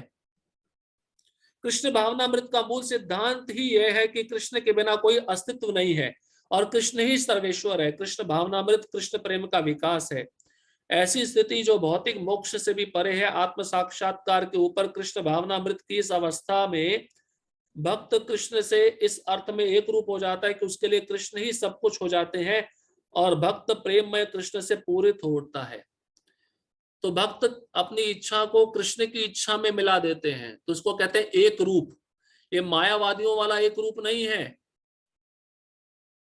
भक्त अपनी इच्छा कृष्ण की इच्छा में मिलाता है, उसको एक रूप कहा जाता है। तब भगवान तथा भक्त के बीच अंतरंग संबंध स्थापित हो जाता है। उस अवस्था में जीव को विनष्ट नहीं किया जा सकता और न भगवान भक्त की दृष्टि से ओझल होते हैं। कृष्ण में तदात्म्य होना आध्यात्मिक लय आत्म विनाश है। भक्त कभी भी ऐसी विपदा नहीं उठाता। ब्रह्म संहिता 5वां अध्याय 38वें श्लोक में कहा गया, प्रेमांजन क्षुरित भक्ति विलोचनेन संतः सदैव हृदयेषु विलोकयन्ति यं श्याम सुंदरम अचिन्त्य गुणस्वरूपम गोविंदमादि पुरुषम तमहं भजामि। मैं आदि भगवान गोविंद की पूजा करता हूं, जिनका दर्शन भक्तगण प्रेम रूपी अंजन लगे नेत्रों से करते हैं। वह भक्त के हृदय में स्थित श्याम सुंदर रूप में देखे जाते हैं। तो भक्त की दृष्टि कैसी है? उसने अपनी आंखों में प्रेम का अंजन लगाया है। जैसे माताएं अपने बालक को पहले आंखों में सुरमा लगाती थी, काजल लगाती थी, तो भक्त अपनी आंखों में प्रेम का काजल लगाता है। श्याम सुंदर के प्रेम का काजल लगाकर वह हर एक वस्तु को कृष्ण के रूप में देखता है। अब ऐसे भी भक्त हैं जिनकी दृष्टि नहीं होती, फिर भी वो कृष्ण को देखते हैं, वो आत्मा की दृष्टि से देखते हैं। अगर आप बरसाना गए हो, बरसाना में एक स्थान है मोर कुटीर। तो मोर कुटीर में आज भी वो पेंटिंग है, एक चित्र है जो एक भक्त ने बनाया, लेकिन उसकी दृष्टि नहीं है, आंखें नहीं है। उसने श्रीमती राधा रानी कृष्ण का चित्र बनाया है मोर के रूप में। वो भक्त ने कैसे बनाया? भगवान उसके हृदय में है, उसको प्रेरणा दे रहे हैं, उसकी आंखें नहीं है, लेकिन वो प्रेरणा कहां से मिल रही है? कृष्ण से मिल रही है। सूरदास जी थे, उनकी दृष्टि नहीं थी, भगवान के मंदिर रोज आके दर्शन करते थे। तो इसका मतलब ये है कि भगवान का दर्शन हम ही करेंगे, भगवान हमको नहीं देखेंगे। भगवान हमको देखते हैं, कौन कौन मंगल आरती आ रहा है, कौन कौन संडे के प्रोग्राम में आ रहा है, रजिस्टर में नाम नोट कर लिया जाता है, अटेंडेंस लगती है। और सूरदास जी को तो मंदिर के जो पंडे लोग थे उन्होंने पूछा, अरे सूरदास जी आप तो अंधे हो, क्या दर्शन करते हो? तो सूरदास जी बोले, मैं अपने हृदय से दर्शन करता हूं। मेरे हृदय में आंखें हैं, मेरी आत्मा की आंखें जो भगवान के रूप को निहारती हैं। तो उस पंडे लोगों ने, पुजारी ने सूरदास जी का परीक्षा लेना चाहा और अगले दिन उन्होंने भगवान को कुछ भी नहीं पहनाया, केवल कॉपिन पहना दिया, लंगोट पहना दिया और फिर पूछा, आज आप क्या दर्शन कर रहे हो? तो सूरदास जी कहते हैं, आज हरि देखे नंगम नंगा, आज मेरे प्रभु पूरे नग्न हैं। तो ये सुनकर वो जो पुजारी था बहुत आश्चर्य में पड़ गया। बोले, आपको दर्शन कैसे हो रहा है? बोले, मेरे हृदय में भगवान मेरे को दर्शन करा रहे हैं। तो ऐसा नहीं है कि भक्त खाली भौतिक दृष्टि से दर्शन करता है, उसकी आध्यात्मिक दृष्टि रहती है। उस दृष्टि के द्वारा वह भगवान से इतना प्रेम करता है कि भगवान अपने रूप को उसके हृदय में प्रकाशित कर देते हैं। बिल मंगल ठाकुर भी अंधे हो गए थे, कृष्ण बाल गोपाल के रूप में उनको भी दर्शन देते थे, उनका हाथ पकड़ के उनको रास्ता दिखाते थे। तो ये भगवान की प्रेम भक्ति का अंजन है जो भक्त ने अपनी आंखों में लगाया हुआ है। इसलिए उस भक्त को हर जगह श्याम सुंदर दिखते हैं। ये श्याम सुंदर नाम कौन दिया था पता है आपको? श्याम सुंदर नाम गोपियां दी थी, गोपियां बुलाती थी मेरे श्याम सुंदर। चैतन्य महाप्रभु कहते हैं, कृष्ण के केवल 2 ही नाम मुझे पता है, यशोदानंदन और श्याम सुंदर, बस। मैं तीसरा नाम नहीं जानता। यशोदानंदन वात्सल्य भाव वाला नाम है और श्याम सुंदर माधुर्य भाव वाला नाम है। तो गोपियां श्याम सुंदर बुलाती थी और यशोदा माता यशोदानंदन बुलाती थी। तो भगवान अपने भक्त से इतना प्रेम करते हैं कि अपने रूप को उसके हृदय में प्रकाशित कर देते हैं और हर जगह वह भक्त भगवान के रूप को देखता है। इस अवस्था में ना तो भगवान कृष्ण अपने भक्त की दृष्टि से ओझल होते हैं और ना भक्त ही उनकी दृष्टि से ओझल हो पाते हैं। यही बात योगी के लिए भी सत्य है, क्योंकि वह अपने हृदय के भीतर परमात्मा रूप में भगवान का दर्शन करता रहता है। ऐसा योगी शुद्ध भक्त बन जाता है और अपने अंदर भगवान को देखे बिना एक क्षण भी नहीं रह सकता। एक क्षण भी नहीं रह सकता मतलब 24 घंटा वो भगवान को देखता रहता है। और भक्त का भी मन 24 घंटा भगवान की सेवा में लगा रहता है। चिंतन के द्वारा भक्त चाहे श्रवण करे, अध्ययन करे, शारीरिक रूप से कुछ सेवा करे, इन सब विधियों के द्वारा वह भक्त का मन भी कृष्ण का चिंतन सदैव करता रहता। तो ऐसे भक्त के लिए भगवान क्या दूर रहेंगे? भगवान सदैव उसके हृदय में निवास करते हैं और साथ में रहते हैं। तो ये योगी और भक्त की दृष्टि है। जब वह योगारूढ़ हो जाता है, योग की परम अवस्था को प्राप्त कर लेता है, तो उसकी दृष्टि कैसी होती है? हर जगह, हर वस्तु में वह भगवान को देखता है, दर्शन करता है। ठीक है, यहीं पे समाप्त करते हैं। अब कल का जो आखिरी सत्र रहेगा